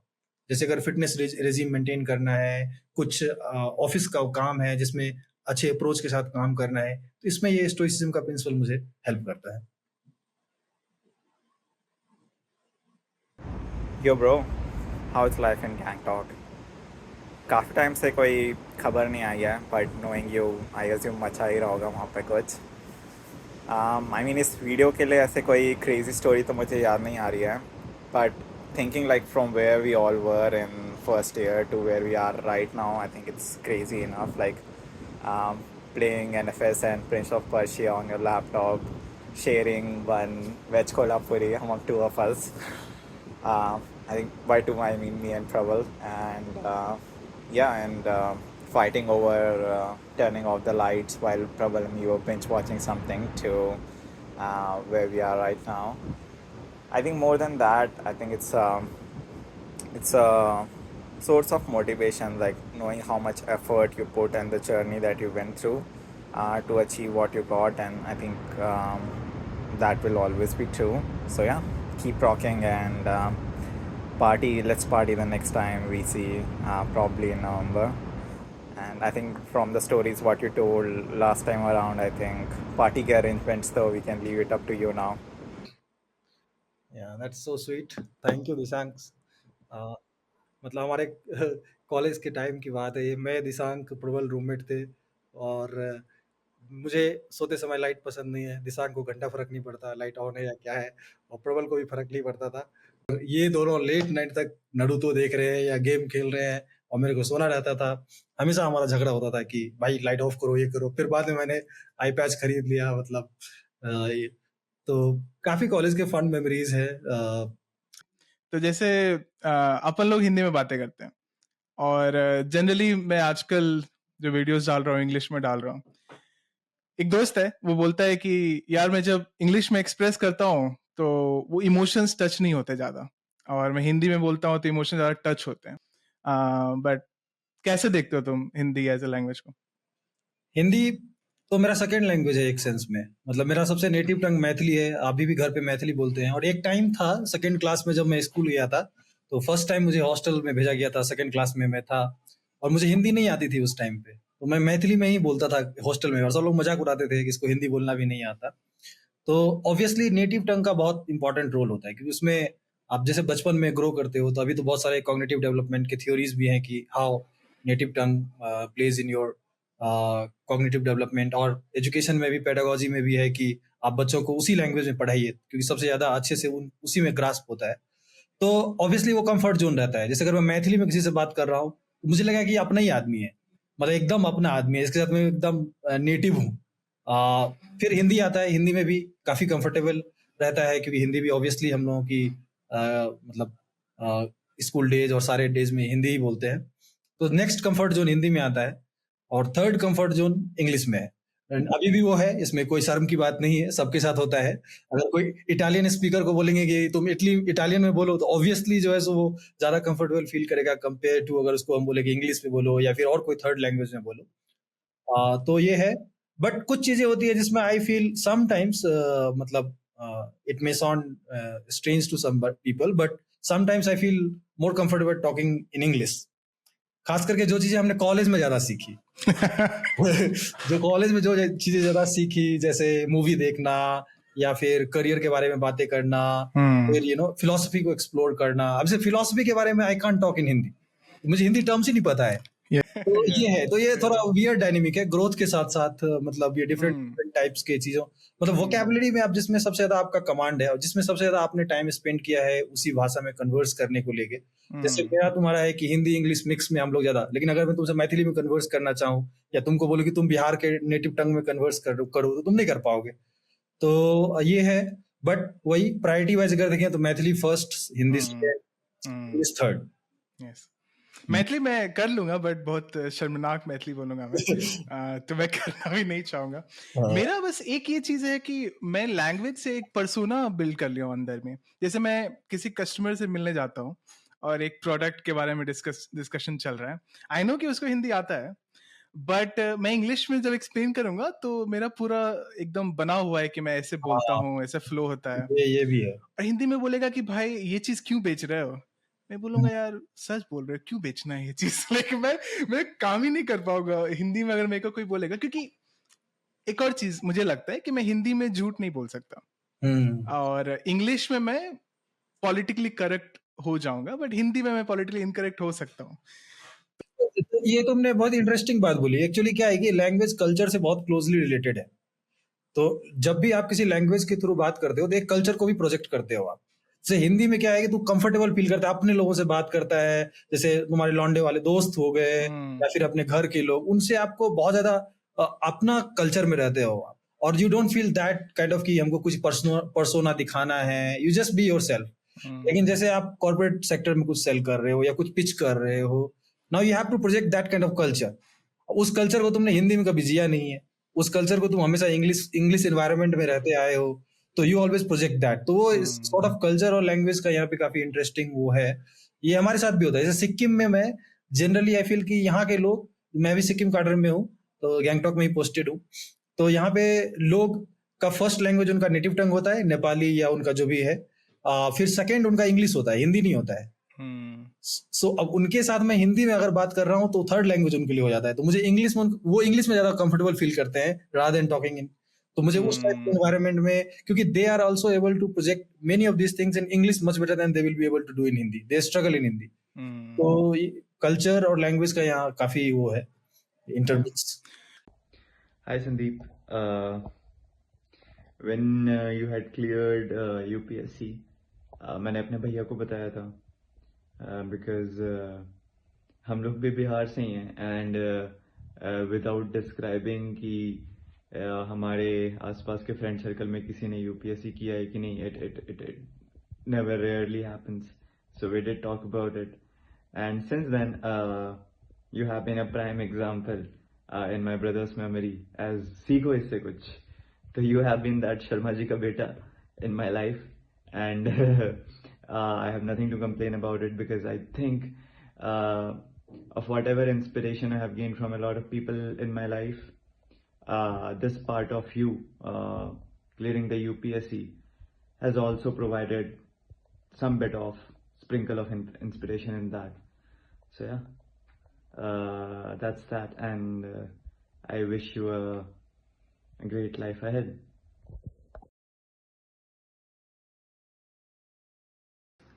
So hello Sandeep, I have known you for more than 12 years now. It has been good knowing you. One particular memory which strikes me out is like I guess it was in your second year or third year, हम लोग flavours गए थे सभी लोग। तो उस time पे तुमने बताया था कि लाइक यूपीएससी का तुम प्लान कर रहे हो, एंड जेई के time how like your focus was not to have any regrets while preparing. So it's one thing to talk about how to do things, how to prepare for anything, how to pursue your goals, but the way you have done, especially your UPSC journey, I have watched you from so close. Like अगर किसी treat पे जाना होगा तो एक हफ्ते पहले बताना पड़ता था, so that you can fit that in your schedule, जिसमें like classes and tests and सारी चीज़ें रहती थी. So you have this quality where you pursue whatever you want in a way like which top people pursue, like you give your 100%. So like how you have grown all over these years, I feel you would be definitely be one of India's top bureaucrats going forward. All the best to you. Thank you so much. काफी sweet message हैं यार हिमांशु, तुमने तो emotional कर दिया मुझे।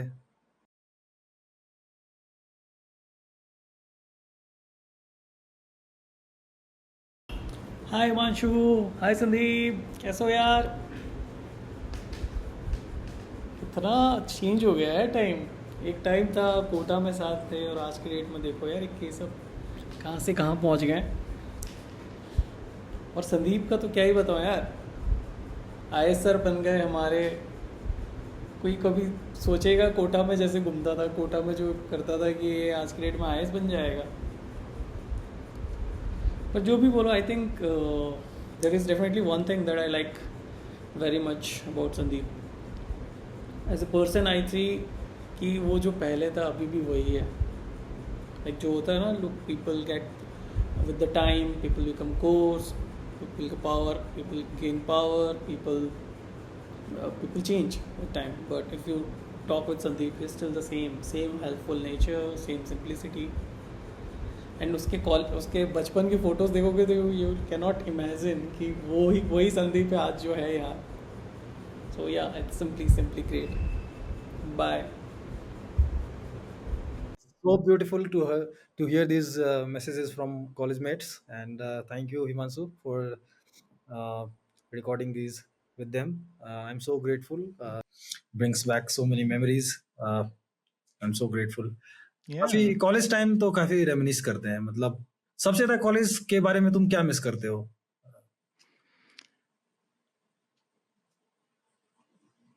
सब कोई आसपास था, तो that's, and I know it's not gonna happen again.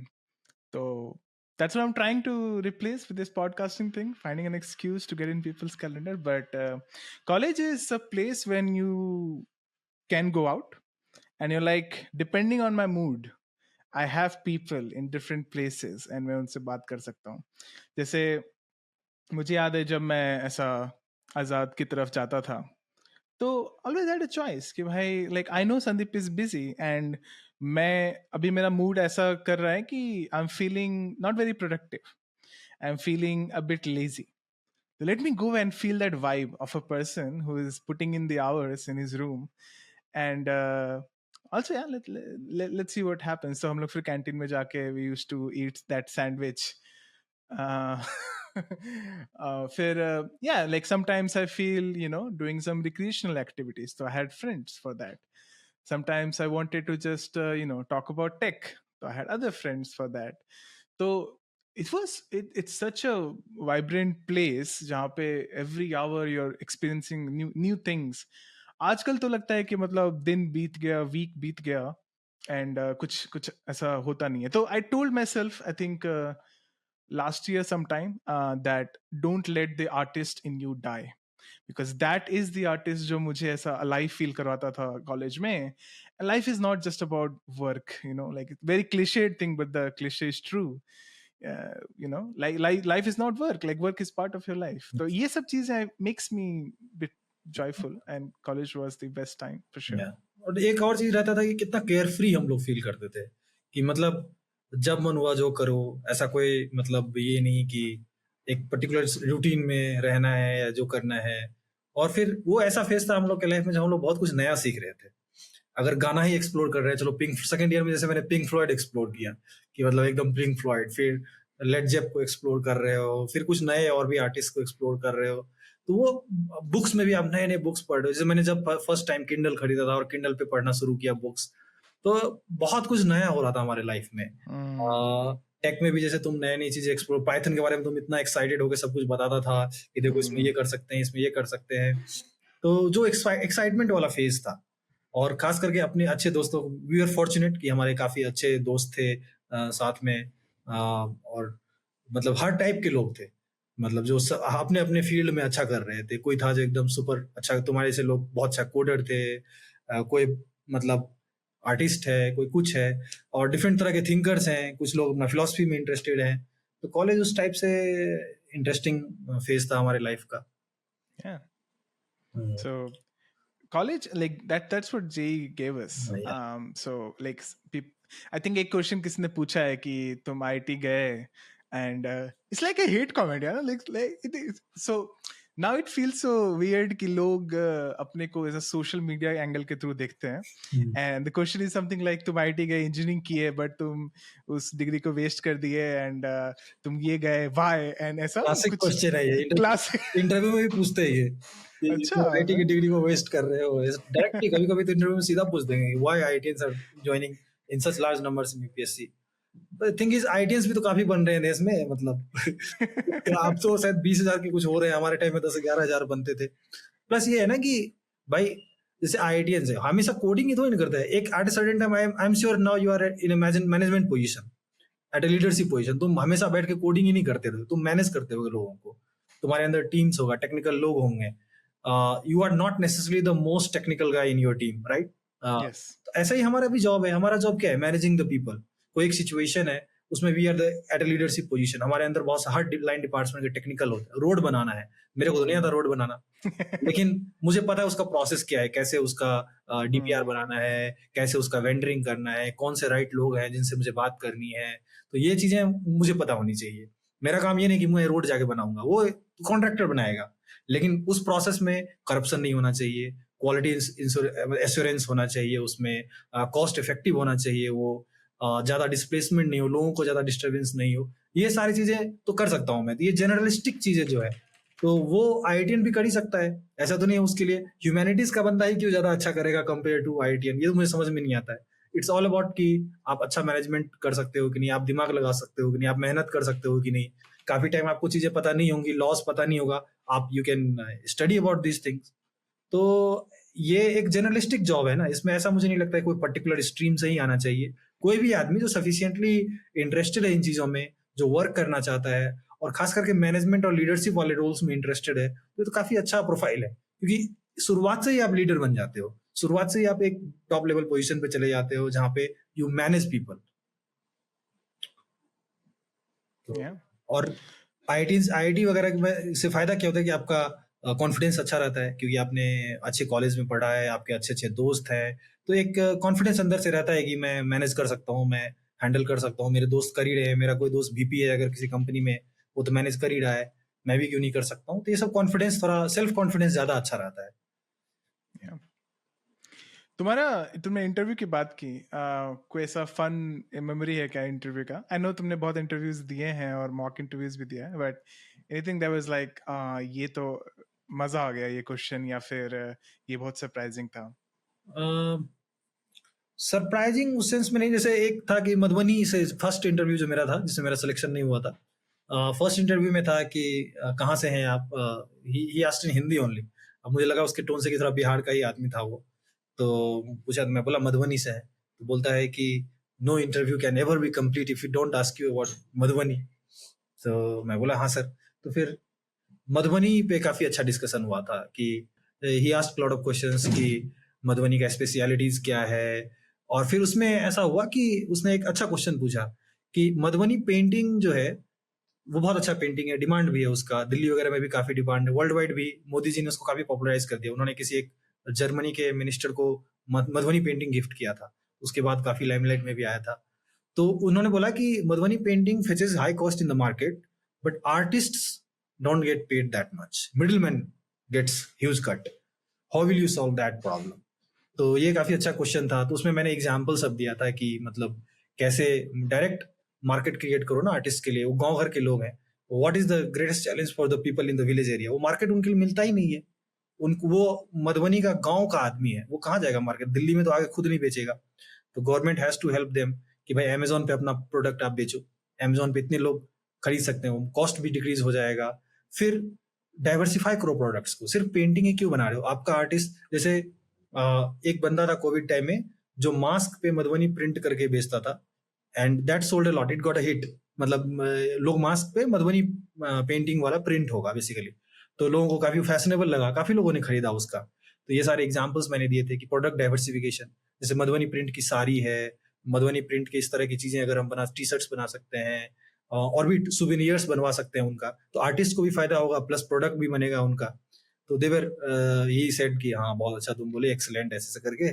So it was a highlight. और फन मोमेंट्स जनरली रेयरली होता है, मतलब क्योंकि यूपीएससी इंटरव्यू बहुत ज्यादा लंबा नहीं होता है, 30 मिनट का होता है, और उसमें 5 मेंबर होते हैं, तो सबको अपना अपना क्वेश्चन सेट पूछना होता है, तो उतने फन मोमेंट्स नहीं आते हैं। मॉक इंटरव्यूज में ज्यादा आपको दिखेंगे, क्योंकि इनको एक्चुअली में पता नहीं है एक्चुअल इंटरव्यू में कैसे होता है। एक्चुअल इंटरव्यू में एक तो लोग नर्वस होते हैं, यूपीएससी का इंटरव्यू दे रहे हो आप, एकदम सीरियसली बैठे होते हैं सब, तो ऐसा होता है। हाँ, इस बार के इंटरव्यू में जिसमें मेरा सिलेक्शन हुआ, इसमें एक लाइट मोमेंट था। जैसे आईपीएस में से मैं गया था, ट्रेनिंग करते हुए ही दिया था मैंने, I was in the training phase only. So मैं काफ़ी इसी तरह शार्प बाल कटा हुआ, फौजी कट में ऐसे करके गया हुआ था पूरा, और थोड़ा बैठने बैठने का भी पोस्चर आना, स्ट्रेट आप बैठे हो, बैक स्ट्रेट एंड ऑल, तो लग जाता है कि हाँ आईपीएस। और वहाँ डैफ में डिटेल एप्लीकेशन फॉर्म में उनको दिखता भी है कि ये आईपीएस बैकग्राउंड का आदमी है। तो शुरुआत ही हुई आईपीएस से कि आपने आईपीएस की ट्रेनिंग में क्या कर रहे हो, कैसा लग रहा है ये सब। तो आईपीएस में एक चीज होता है हॉर्स राइडिंग, हमें हॉर्स राइडिंग सीखना ही पड़ता है, वो मैंडेटरी एक्टिविटी है, आपको एग्जाम भी पास करना पड़ेगा हॉर्स राइडिंग का।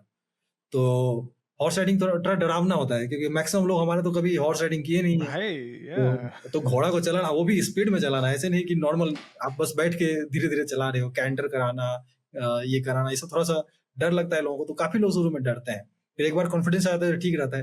तो एक पैनल शायद वो पुलिस बैकग्राउंड से ही थे, वो बोलते हैं कि घोड़ा को मनाने के लिए तुम क्या करते थे, गुड़ चना ले जाते थे क्या उनके पास कि घोड़ा भाई मान जा, आज मत गिराना करके। तो फिर मैं उसमें अपना स्टोरी शेयर किया था कि सर एक दिन एक घोड़ा था मूनलाइट, वो घोड़ा मुझे 7 बार गिराने का कोशिश किया, मतलब वो, और मैं बोलता था उस्ताद को कि भाई चेंज कर दो इस घोड़ा को, ये बहुत बदमाशी कर रहा है। वो बोलता नहीं, आपको टेस्ट कर रहा है sir, it is testing your officers like quality. हम बोले भाई इधर पैर टूट जाएगा तो क्या ऑफिसर लाइक क्वालिटी होगा, गिरा देगा। बोला नहीं सर, घोड़ा आपको टेस्ट कर रहा है सर, घोड़ा ऑलवेज टेस्ट, मतलब horse always test is rider, आप कॉन्फिडेंस दिखाइए, घोड़ा आपके साथ चलेगा। And 7 times like it used to stand on its feet, back feet, और मैं डर जाता था। लेकिन फिर मैं भी, अब वो चेंज ही नहीं कर रहा था, तो मैं बोला कुछ तो खुद ही करना पड़ेगा अगर गिरने से बचना है तो। और घोड़ा से गिरना तो थोड़ा बहुत ही डरावना चीज है ना, और भी घोड़े हैं वहां पे, कोई अगर लात वात दे दिया तो फिर मैं भी एकदम से उसको टाइटली, उसका रेंज मतलब टाइट करके, फिर उसके ऊपर झुक के एकदम से, वो घोड़ा को भी लगे कि बदमाश राइडर भी है थोड़ा। I somehow controlled it. So I shared that story and they laughed about it. That was a light moment in the interview.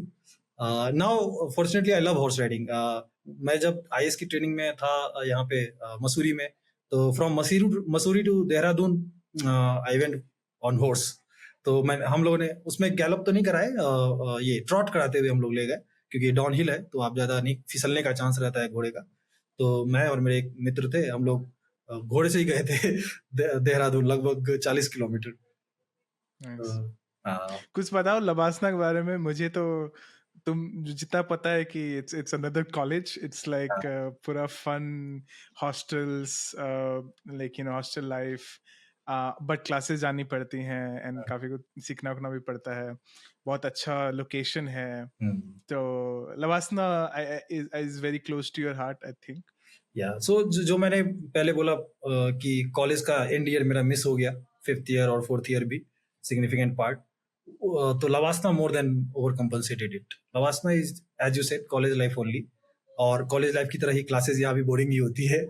तो मैक्सिमम जो चीजें अच्छी होती है वही है कि फ्रेंड सर्कल आपका कैसा बना, फिर जगह अच्छा है तो आप मजे करते हो पहाड़ों में, it's a very beautiful place, तो आप नेचर में ट्रैकिंग करते हो, आप दोस्तों के साथ पार्टी करते हो, फिर काफी सारा एक्सपोजर विजिट भी होता है लवासना ट्रेनिंग के दौरान, आप भारत में घूमते हो बहुत सारी अच्छी जगह पे, काफी यूनिक चीजें मिलती है। जैसे आर्मी के साथ आप टाइम स्पेंड करते हो, I spend some time with army right at Uri border, Baramulla district में। वो जनरल सिविलियन को तो वैसा एक्सपोजर नहीं मिलेगा, फायरिंग करने का भी मौका मिलता है। तो ये सारी चीजें हैं, काफी इंटरेस्टिंग है। प्लस वही जो सबसे ज्यादा मुझे मेरे दिल के क्लोज है कि मैंने अपने ट्रेनिंग पीरियड में काफी अच्छे मेरे कुछ दोस्त बने, अभी भी हम लोग सर्विस में हैं, लेकिन ऐसा कोई कंपटीशन वाला भावना नहीं, काफी क्लोज फ्रेंड है, कॉलेज की तरह ही जो होता है कि एकदम दिल से दोस्ती वाली चीजें, तो वैसे दोस्त हैं हम लोग, काफी मिलते भी रहते हैं। जैसे अभी मैं बिहार गया था छुट्टी में, तो फिर मेरे कुछ दोस्त हैं जो अभी नालंदा में पोस्टेड हैं, पटना में पोस्टेड हैं, उन लोगों से मिल के आया मैं। तो लॉट ऑफ शेयर्ड मेमोरीज लवासना की, ये सारी चीजें। नाइस। और हैदराबाद कैसा है फिर? वो आई थिंक मेरे दिमाग में इट्स टोटली ऑपोजिट। या so Hyderabad has national police academy, Sardar Vallabhbhai Patel national police academy is there, so जहाँ पे आईपीएस लोगों का ट्रेनिंग होता है।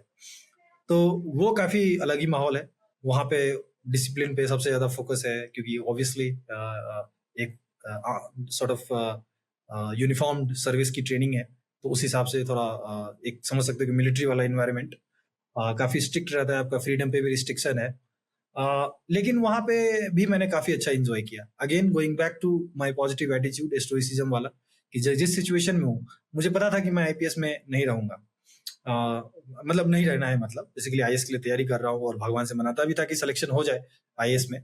मुझे पता था कि यहाँ मुझे परमानेंटली सर्विस में नहीं रहना है, लेकिन मुझे एट द सेम टाइम ये था कि जब तक मैं इसमें रहूँगा मैं अच्छा सीखूँ इसमें। I have to give my best, जितना मैं सीख सकता हूँ इसमें। तो वहाँ पे डिसिप्लिन थोड़ा स्ट्रिक्ट रहता है, आपके फ्रीडम पे रिस्ट्रिक्शन है, but they teach you a lot. I learn so many new things there. Firing करते हो आप, मतलब जनरल सिविलियन के लिए इंडिया में फायरिंग करने का कितना ही ऑप्शन है, नहीं है ऑप्शन अवेलेबल। स्पोर्ट्स वाला वाले ही आप कहीं कहीं जाके सीख सकते हो, लेकिन वहाँ पे इतने सारे डिफरेंट डिफरेंट टाइप के गन्स से आप फायर करते हो, पिस्टल से फायर करते हो, इवन स्नाइपर्स चलाते हो आप। तो वो सारा एक्सपीरियंस प्लस जैसे मेरा फिजिकल फिटनेस में काफ़ी आया। यूपीएससी की तैयारी के दौरान थोड़ा सा तो बैठे बैठे मतलब वो हो ही जाता है, आप you tend towards obesity, but NPA training में काफ़ी वेट लॉस हुआ, काफ़ी स्ट्रेंथनिंग, रनिंग, इन सब पे फोकस किया। तो रनिंग का हैबिट वहीं से लगा। अभी मैं काफ़ी सीरियसली लेता हूँ रनिंग को, एंड आई होप कि आने वाले टाइम में मैराथन वगैरह भी कर सकूँ। रनिंग, स्विमिंग सिखाया उन्होंने, स्विमिंग, फिर हॉर्स राइडिंग सिखाया जैसे मैंने बोला। तो ये सारी चीज़ें, जंगल्स में हम लोग जंगल में भी टाइम स्पेंड करते हैं। मतलब एक वहाँ पे ग्रे हाउंड से अटैचमेंट होता है। तो ग्रे हाउंड क्या है कि बेसिकली आंध्र प्रदेश और तेलंगाना की स्पेशलाइज्ड पुलिस है, जो कि नक्सल वारफेयर में स्पेशलिस्ट है वो लोग। तो नक्सल्स का एक टाइम में बहुत ज्यादा चैलेंज था ना वहाँ पे, लेफ्ट विंग एक्सट्रीमिज्म का चैलेंज। तो ग्रे हाउंड इसलिए तैयार किया गया था कि they should be able to fight them effectively. तो अभी तो वहाँ पे ग्रेहाउंड, हाँ, तो ग्रेहाउंड अटैचमेंट होता है उनके साथ, उसी पुलिस यूनिट के साथ हम लोग को लगभग we have to spend 5 nights in the jungle, and it's basically jungle survival. तो वहाँ पे you are not given any basic facility, you have to cook your own food using the materials available in the jungle only. Ration थोड़ा बहुत आप अपने साथ लेके जाते हो, डेली बस 5 लीटर पानी मिलेगा, उसी में सब कुछ करना है आपको। बेसिकली यू कांट बेथ, खाना वाना खुद से ही बनाना है। उसके बाद जो है सो रहने का भी टेंट, बेसिक एक टार्पलिन मिलता है, उससे आपको खुद ही बनाना है। ऐसा कोई प्रॉपर टेंट भी नहीं कि आप जैसे हाइकिंग वगैरह में टेंट यूज करते हो, वो सब नहीं यूज कर सकते। फिर मतलब थोड़ा अनकंफर्टेबल लाइफ है, पानी होगा तो भीगोगे, मतलब रात में भीगते हुए भी हमने सोया, लेकिन काफी इंटरेस्टिंग होता है बाद में आप बहुत। तो ये सारा यूनिक चीज वहाँ पे, अलग लाइफ है वहाँ पे। मस्ती का एक अलग सेंस है, मस्ती का काफी सेंस है, एडवेंचरस सेंस में मस्ती है। कि वहाँ पे जैसे एनपीए में नॉर्मली लोग बातें करेंगे तो अच्छा आज तुमने कितना पुशअप किया, अरे आज मेरा पुलअप आज मेरा 2 से 4 हो गया, आज मैं बहुत खुश हूँ, मेरा पहले 0 होता था। तो ये टाइप की बातें करेंगे कि यार मेरा पेस 5, बस अभी 5 मिनट पे चल रहा है मेरा पेस, थोड़ा और इम्प्रूव करना है, या किसी का 6 मिनट पेस चल रहा है। इस टाइप की चीजों पे ज्यादा लोग वो करते हैं, डिस्कशन करते हैं। तो मेरा भी 0 पुलअप है। हाँ, 0 पुलअप लॉन्ग टाइम तक रहेगा तुम्हारा, थोड़ा सा उसको मेहनत करना पड़ेगा। मैं जब गया था एनपीए तो मेरा 0 पुलअप था। तो वो सबसे हार्ड पार्ट वही है, मतलब some people make it look easy, और लगता है कि हम भी तो कर सकते हैं ना, because it's just you know, but I think it's such a complex exercise कि तुम्हारा सब कुछ अच्छा होना चाहिए। इट्स नॉट लाइक कि तुम भले बहुत बड़ा डंबल उठा लो, बट डजंट मीन कि you can pull up. Yes. और वो मेन सबसे बड़ा इसमें एक वेट आपका एक अच्छे रेंज में होना ही पड़ेगा, नहीं तो जैसे मेरे ही कोई अभी 10 केजी वेट एक्स्ट्रा डाल दो बोलो पुल अप करने के लिए, नहीं हो पाएगा, मतलब बहुत मुश्किल हो जाएगा मेरे लिए भी। तो वेट एक बहुत बड़ा फैक्टर होता है। अब डेविड गॉगिंस जैसे लोग भी हैं जो वर्ल्ड रिकॉर्ड बनाते हैं पुशअप का, 4000 पुशअप कर लिए, इस टाइप के लोग भी हैं। बट हाँ, तो एनपीए सेंस में अलग था, लवासना अलग सेंस में अलग है। लवासना में मस्ती, कॉलेज का एंड ईयर टाइप का स्टाइल, लाइफ स्टाइल है, ये है। बाकी जैसे तुम्हारे बारे में मैं जानना चाहूंगा, बताओ कि कॉलेज लाइफ तक तो हम लोग काफी क्लोज थे, एंड बाकी हम लोग काफी कुछ शेयर करते रहते थे। कॉलेज के बाद तुम्हारा लाइफ कैसा रहा है? जैसे तुम फर्स्ट जॉब स्पॉटिफाई में था, काफी लुक्रेटिव जॉब, स्वीडन गए, how was life suddenly coming from a village somewhere in Bihar, going to Sweden and living in one of the most developed countries on planet? What were some of the cultural shocks and how did you adjust to the situation? मेरा सबसे बड़ा cultural shock KGP में I think Kota में ही था. So मैं Begusarai Barauni born हूँ, but my father move to Gorakhpur. He is a software engineer. तो I lived most of my childhood in Gorakhpur, but it's not that different. The same town, similar town. So yeah, I mean, I was a kid who used to go to a college and sometimes do well in maths, and that's how I found my identity. Ki my father prepared for IIT JEE, gave 3 attempts but couldn't make it. I'm like, ye cheez mujhe karna hai. That was my first thing. The other thing was this girl that I loved in childhood, whom I am married to now. So these were the two main, So school was there. Then suddenly IIT gave me the solid vision ki teenage years, people don't, and I feel that's a problem in current teenage years, is that when a boy or girl is 13-year-old and has no mission in life, is like I'm living with in the moment and learning everything. I think that's maybe not everyone agrees to it, but I think as a parent I would like to like the child to have a mission. It could be like, I want to be a sports person, or I want to become a gamer. It doesn't have to be like engineer or doctor, but you cannot just spend your teenage years just because there's so many thoughts, and you will make so many bad decisions if you're not focused on one thing. So I think that was a good thing that happened to me. Yes, IIT mein gaye. So Kota mein, I remember my story in Kota is I have one goal. The my existence in Kota is for one purpose, and the purpose is IIT. There was no other purpose. So I remember, so I went there with some of my high school friends, and I met some of you. But my purpose was not to make friends. And like सब साथ में हम पढ़ाई कर रहे हैं, अच्छा लग रहा है, but that was not the main goal. So there was a time in 11th, someone invited to me a birthday party. And it's like, oh, ye bhi hota hai aisa. And that was my first burger that I ate in McDonald's. But I did not have a jeans with me. So my Ellen ka uniform mein वैसे ही pant में चला गया. And this guy was, like a very, very fancy guy from Mumbai. And he actually told me, ki, bro, jeans pehen ke aana tha na. Like, that's okay.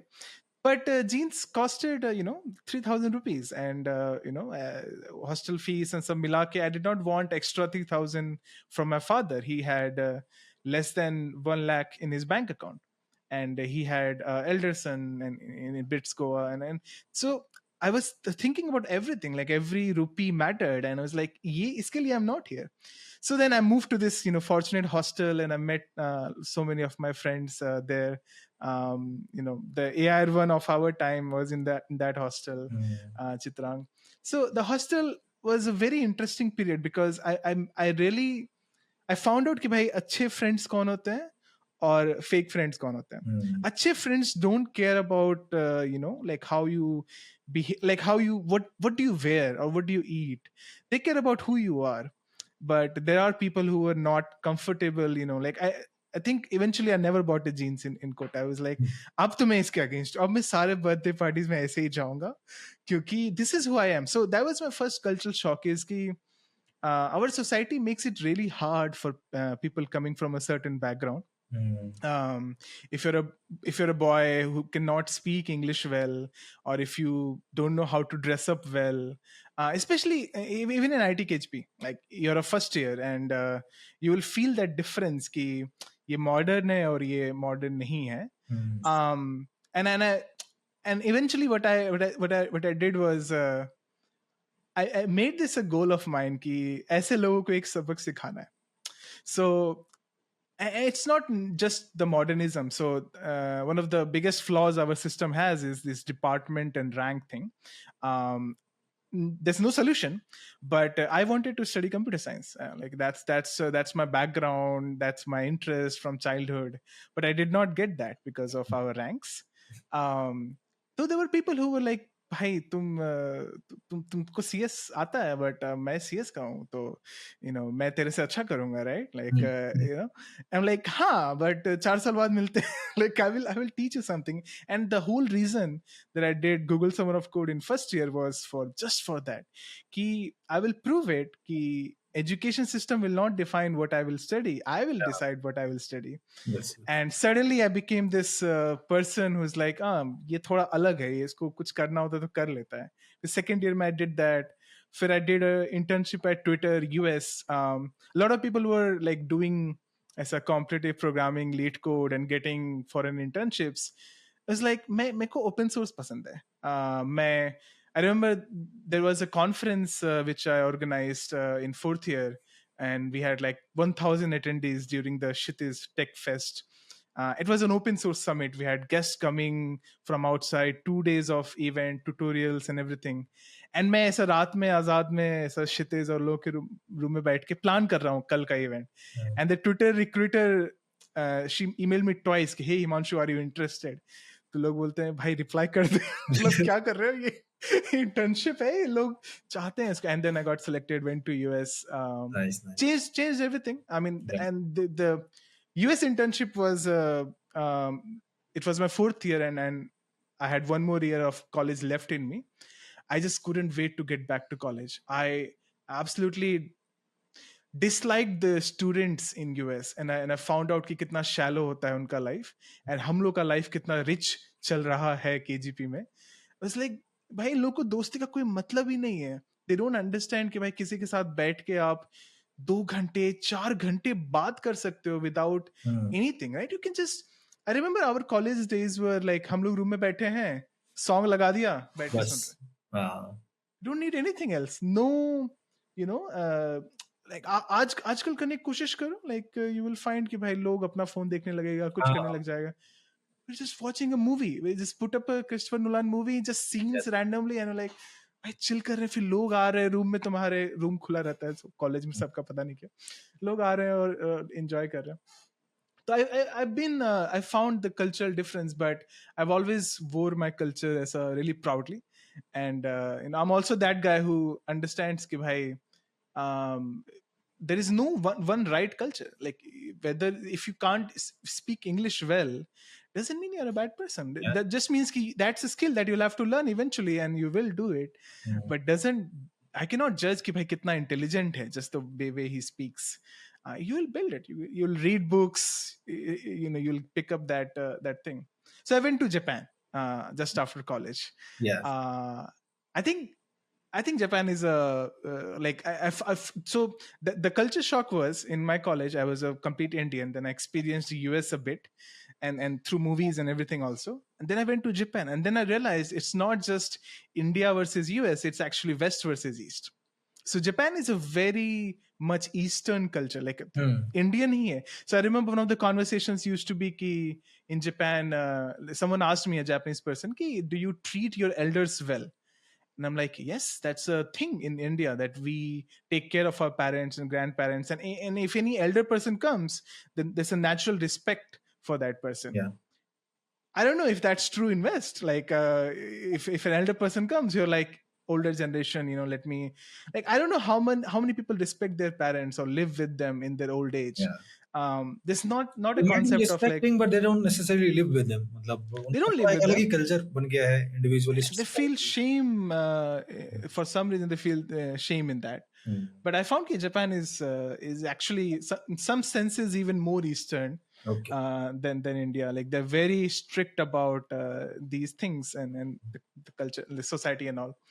Then I went to Sweden for 2 years, 2.5 years, and I think Europe is a different place altogether in the way that they don't want to conquer the world or anything, especially Sweden and Nordic countries. They're like, भाई इतना सुंदर पहाड़ है, तुम 5 minute चलो नदी आ जाता है, तुम 5 मिनट चलो जंगल आ जाता है, तुम एक स्नो एंजॉय कर रहे हो, एक सन एंजॉय कर रहे हो, सब कुछ ये है तुम्हारे पास, ये नेचर इतना सुंदर है, एयर क्वालिटी इतना अच्छा है, वेदर इतना अच्छा है, तो तुमको क्यों इतना मेहनत करके कुछ करना है? सो perfect work-life balance, like anyone looking to get a work-life balance, go find a European job in a European company, not in an Indian or US company. You will don't I had a choice. I wanted to work extra hard, so that's why I left Spotify and then joined a smaller startup where I have bit more. You can say bit more.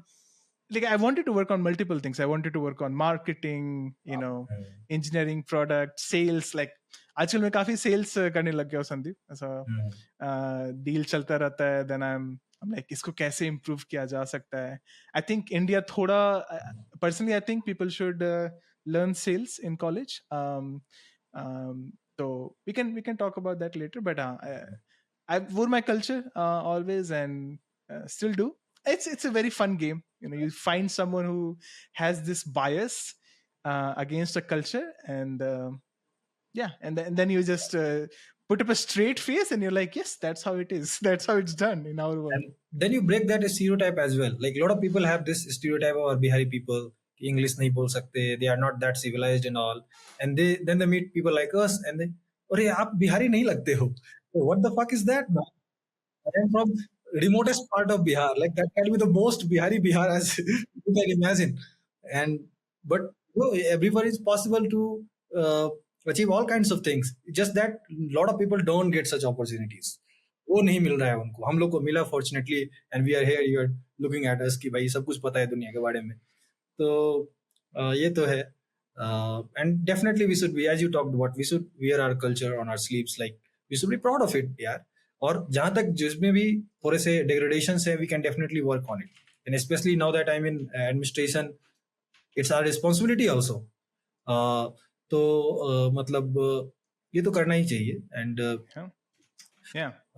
sorry. So I know you have to go, but I want to do a rapid fire round with you. I have some questions from the community. So let's see. If you want to take longer to answer, that's okay. But let's consider a tweet response to all of these questions. Yeah, sure. So as an IAS officer, it must be necessary for you to keep on the top of the news, at least the big picture items. How do you manage to do it? You must have a system in place since your preparation days. Preparation days में तो काफी elaborate system है. Newspaper, you have to read daily newspaper, then you have to read current affairs magazines and all that. So nowadays I don't maintain that system, but I still go through newspapers even if at a fast pace. And now I am more selective. If something is very important, relevant to my work, उसके बारे में थोड़ा detail में पढ़ो. जैसे suppose कुछ news आता है पॉलिसी रिलेटेड, कुछ न्यूज आता है इन सब गवर्नमेंट ऑफ इंडिया के स्कीम्स रिलेटेड जो कि रेलेवेंट है हमारे लिए, तो उस पर I will spend more time. कुछ लेकिन जैसे इंटरनेशनल रिलेशंस उतना रेलेवेंट नहीं है मेरे जॉब प्रोफाइल से, I will not pay that much attention to those things. So I am a bit more selective, but I try to keep up with the current affairs. Reading Indian Express is generally good for me. E-paper only. So that's how I maintain. Nice. Bit brief. This question is from our senior. I have a huge respect for him. What is the most impactful change you can drive using your position?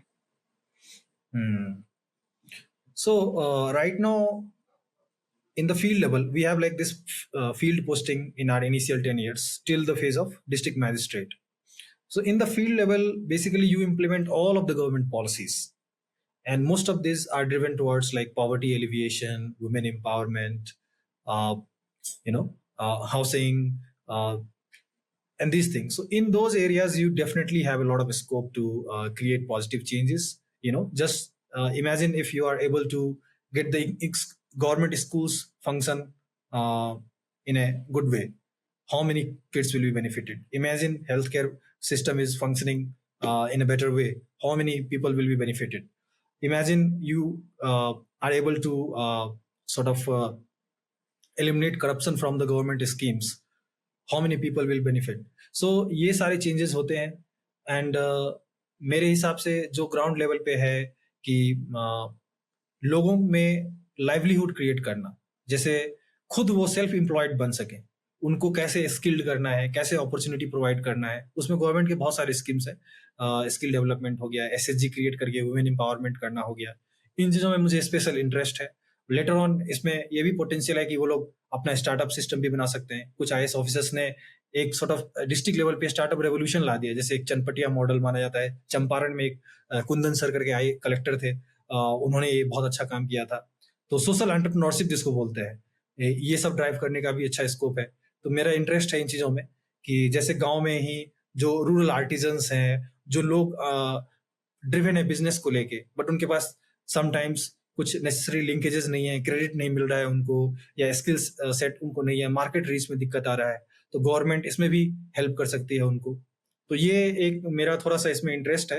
Along with that, तो जो traditional चीज़ें हैं जो मैंने बोला कि health care system अच्छे से काम करे, एजुकेशन सिस्टम अच्छे से काम करे, आप जो है सो लोगों को जो जैसे डिफिकल्ट टाइम्स होता है, जैसे डिजास्टर के टाइम में आपने अच्छे से चीज़ों को, रिसोर्स को पूल किया, तो ये गांव के सबसे जो लोग, डिस्ट्रिक्ट के सबसे वनरेबल लोग होते हैं, उसको आप हेल्प कर पाते हो, आप उस पोजीशन में हो। बाकी जैसे मिडिल क्लास लोग हैं, रिच लोग, वो अपना they can take care of themselves. It's those like vulnerable sections of the society who need government help the most, and there you can definitely create the most positive change. Please share your experience of being a bureaucrat in the age of social media. यहाँ पे थोड़ा सा मैं lagging कर रहा हूँ। मैं social media में उतना एक्टिव नहीं हूँ जितना होना चाहिए, बल्कि बहुत ही कम एक्टिव हूँ। इंस्टाग्राम प्रोफाइल नहीं है मेरा, यूट्यूब चैनल वगैरह भी मैंने नहीं बनाया है। But I think anonymity is one of the cardinal principles of bureaucracy. जो वेबेरियन ब्यूरोक्रेसी हम लोग फॉलो करते हैं, मैक्स वेबर का ब्यूरोक्रेसी है बेसिकली, उसमें एनोनिमिटी पे खास एम्फेसिस दिया गया है। क्योंकि आप पॉलिटिकल एग्जीक्यूटिव्स, आप एग्जीक्यूटिव हो, politicians seek attention of the people, they want to become famous, you are their executive। आप अगर बहुत ज्यादा फेमस होने लगे तो एक कन्फ्लिक्ट भी आता है। कभी कभी पॉलिटिशियंस डोंट लाइक कि मेरे से ज्यादा पॉपुलर एक कलेक्टर हो गया, इस सेंस ऑफ इनसिक्योरिटी आता है ना कि लोग इसको ज्यादा चाहते हैं कंपेयर टू मी। तो anonymity has always been stressed as one of the cardinal principles, and I somehow believe in that. लेकिन at the same time I think कि अवेयरनेस जनरेट करने के लिए, लोगों तक रीच करने के लिए, आप डेफिनेटली सोशल मीडिया का बहुत ही पॉजिटिव तरीके से आप यूज कर सकते हो। सोशल मीडिया का आप ये भी यूज कर सकते हो कि डिफरेंट स्टेक होल्डर से आप हेल्प ले सकते हो। कुछ कॉर्पोरेट सोशल रिस्पॉन्सिबिलिटी के थ्रू आप काम करवाना चाहते हो, आप किसी बिजनेसेस का इंटरेस्ट अपने डिस्ट्रिक्ट में लाना चाहते हो, ये सब में भी सोशल मीडिया जो है सो काफी हेल्प कर सकता है। लेकिन सोशल मीडिया का यूज जो ब्यूरोक्रेट सेल्फ प्रमोशन के लिए करते हैं, अपनी ब्रांड बनाने के लिए करते हैं, I totally I am against that. तो सेल्फ प्रमोशन के लिए नहीं, but for better outreach, to create awareness and all, definitely. Nice. After becoming a civil servant, what is one big bureaucratic shock that you had not imagined? तो जब हम लोग तैयारी कर रहे होते हैं, when we are preparing, mostly we have this ideal mindset कि जाएंगे फील्ड में, बहुत बड़ा चेंज लाएंगे, एकदम सब कुछ सुधार देंगे। But then when you become a bureaucrat, you realize everything is process driven, and process is like very very complicated। हर चीज में इतना सारा फाइल वर्क इन्वॉल्व है, इतना पेपर वर्क इन्वॉल्व है, हर जगह फाइल अटकता है, वो जो रेड टेपिज्म जो बोलते हैं सॉर्ट ऑफ, और मॉनिटर करना, लोगों को चैनलाइज करना। You will not necessarily find people who are whose interest align with you, who are not necessarily as motivated as you are, लेकिन उनके साथ आपको काम करना है। आप ऐसा प्राइवेट की तरह नहीं है कि हायर एंड फायर वाला कल्चर भी नहीं है। They have their own government job, they have their own security. So और बहुत सारे लोग बहुत सालों से काम कर रहे हैं, तो आप बहुत यूथफुल हो, एनर्जेटिक हो, बट वो उतने नहीं है। तो काफी प्रोसेस कॉम्प्लिकेटेड हो जाता है, काफी चीजें अटकती है हर लेवल पे, and you have to be patient with that. It's not like कि क्विक फिक्सेस आप चाहोगे कि 1 मिनट में मैंने फिक्स कर दिया इस प्रॉब्लम को, तो वो उतना ही टाइम टिकेगा भी, फिर आपके निकलते ही वो चीज खत्म भी हो जाएगा। तो थोड़ा पेशेंट रहना पड़ता है, with patience and hard work आपको सिस्टम बनाना पड़ता है उस तरीके से कि वो लॉन्ग टर्म सस्टेन कर सके चीजें। तो ये था कि मतलब there are no quick fixes in bureaucracy, थोड़ा टाइम लगता है। Nice. And last question, how can civil servants collaborate with eminent people from business, arts, technology, etc. to create a thriving civil society? Is it already happening? What are your thoughts on this? Yeah, so it's definitely happening. It's already happening actually at my district level also. छोटी छोटी चीजों से लेके बड़ी बड़ी चीजों तक भी, जैसे एक कॉर्पोरेट सोशल रिस्पॉन्सिबिलिटी होता है, इंडियन कंपनीज एक्ट में ये मैंडेटेड है कि आपका जितना भी प्रॉफिट है उसका 2% के अराउंड CSR पे आपको स्पेंड करना होता है। तो CSR में वही सोशल काम ही होता है इसमें। तो एजुकेशन हो गया, हेल्थ केयर हो गया, इन चीज़ों में आप स्पेंड कर सकते हो, वनरेबल सेक्शंस के एम्पावरमेंट के लिए चीज़ों में। तो उसमें हम बिजनेस के साथ कोलैबोरेट करते हैं। जैसे यहाँ पे फार्मा कंपनीज काफी सारी है, सन फार्मा हो गया और ये सब, उनके साथ हम लोग कोलैबोरेट करके CSR के थ्रू काम करते हैं। फिर किसी को जैसे स्पोर्ट्स में एक Sun Pharma, I think Sun Pharma is the one, they are helping kids from like specially poor kids from Gangtok do well in sports. There is a lot of sports in north east ना, football का culture है, running का भी, मतलब sports और fitness का काफी culture है। तो they are supporting those kids from poor. तो हम लोग डिस्ट्रिक्ट ऑफिस में होकर लाइजन करते हैं उनके साथ कि भाई ऐसा नीड्स है, हम लोग ऐसा कर सकते हैं कि नहीं। फिर जो है आर्टिस्ट और ये सब, तो जैसे हमारे रूरल आर्टिस्ट, मतलब हमारे जो डिस्ट्रिक्ट के रूरल आर्टिस्ट होते हैं जिनके पास उतना एक्सपोजर नहीं है, उनको कैसे हम लोग जो है सो प्रमोट कर सकें। PM विश्वकर्मा एक स्कीम है, उसके तहत जो है सो हम लोग उनको सपोर्ट करते हैं, उनको लोन बहुत ही इजी रेट पे प्रोवाइड करते हैं, उनको स्किल देते हैं, उनको सर्टिफाई करते हैं, so that they can anywhere से कि भाई I am a certified artist, ऐसे करके ये सारी चीजों को भी हम लोग प्रमोट करते हैं। तो काफी ये एक अच्छा डोमेन है जिसमें हम लोग इन चीजों के साथ कोलैबोरेट कर सकते हैं। And in this time and phase I think ये कोऑर्डिनेशन एंड कोलैबोरेशन बहुत जरूरी है।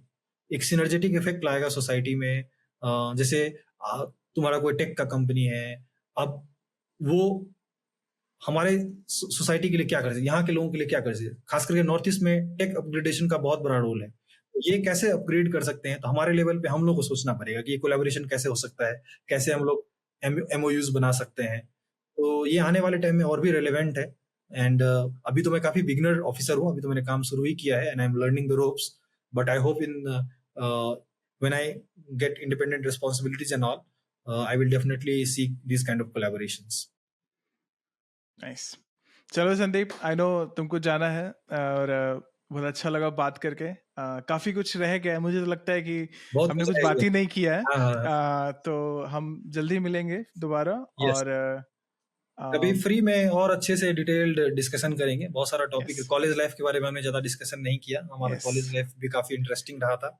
एंड हिमांशु, मैं तो अपने बारे में बहुत कुछ बोला, हिमांशु का भी बहुत इंटरेस्टिंग स्टोरी है, उसका टेक में बहुत, he is expert in open source and he has great networking in that area. So I am sure उसके बारे में भी शेयर करेंगे। ओपन सोर्स के बारे में हमने अभी बात नहीं की, बट श्योरली कभी आने वाले टाइम में हम लोग करते हैं फिर से एक पॉडकास्ट। और thank you for having. Definitely. अरे संदीप, चलो भाई, तुम जाओ मचाओ, और तुम कोई ऐसा इवेंट में जा रहे हो, और it's so proud to see you adopt this lifestyle, and I know you enjoyed this. I know you don't feel ki kahan aa gaye, and I know ki this is what you wanted, or you're an inspiration for hundreds of people, man. Like I think thousands, but hundreds of people who know you.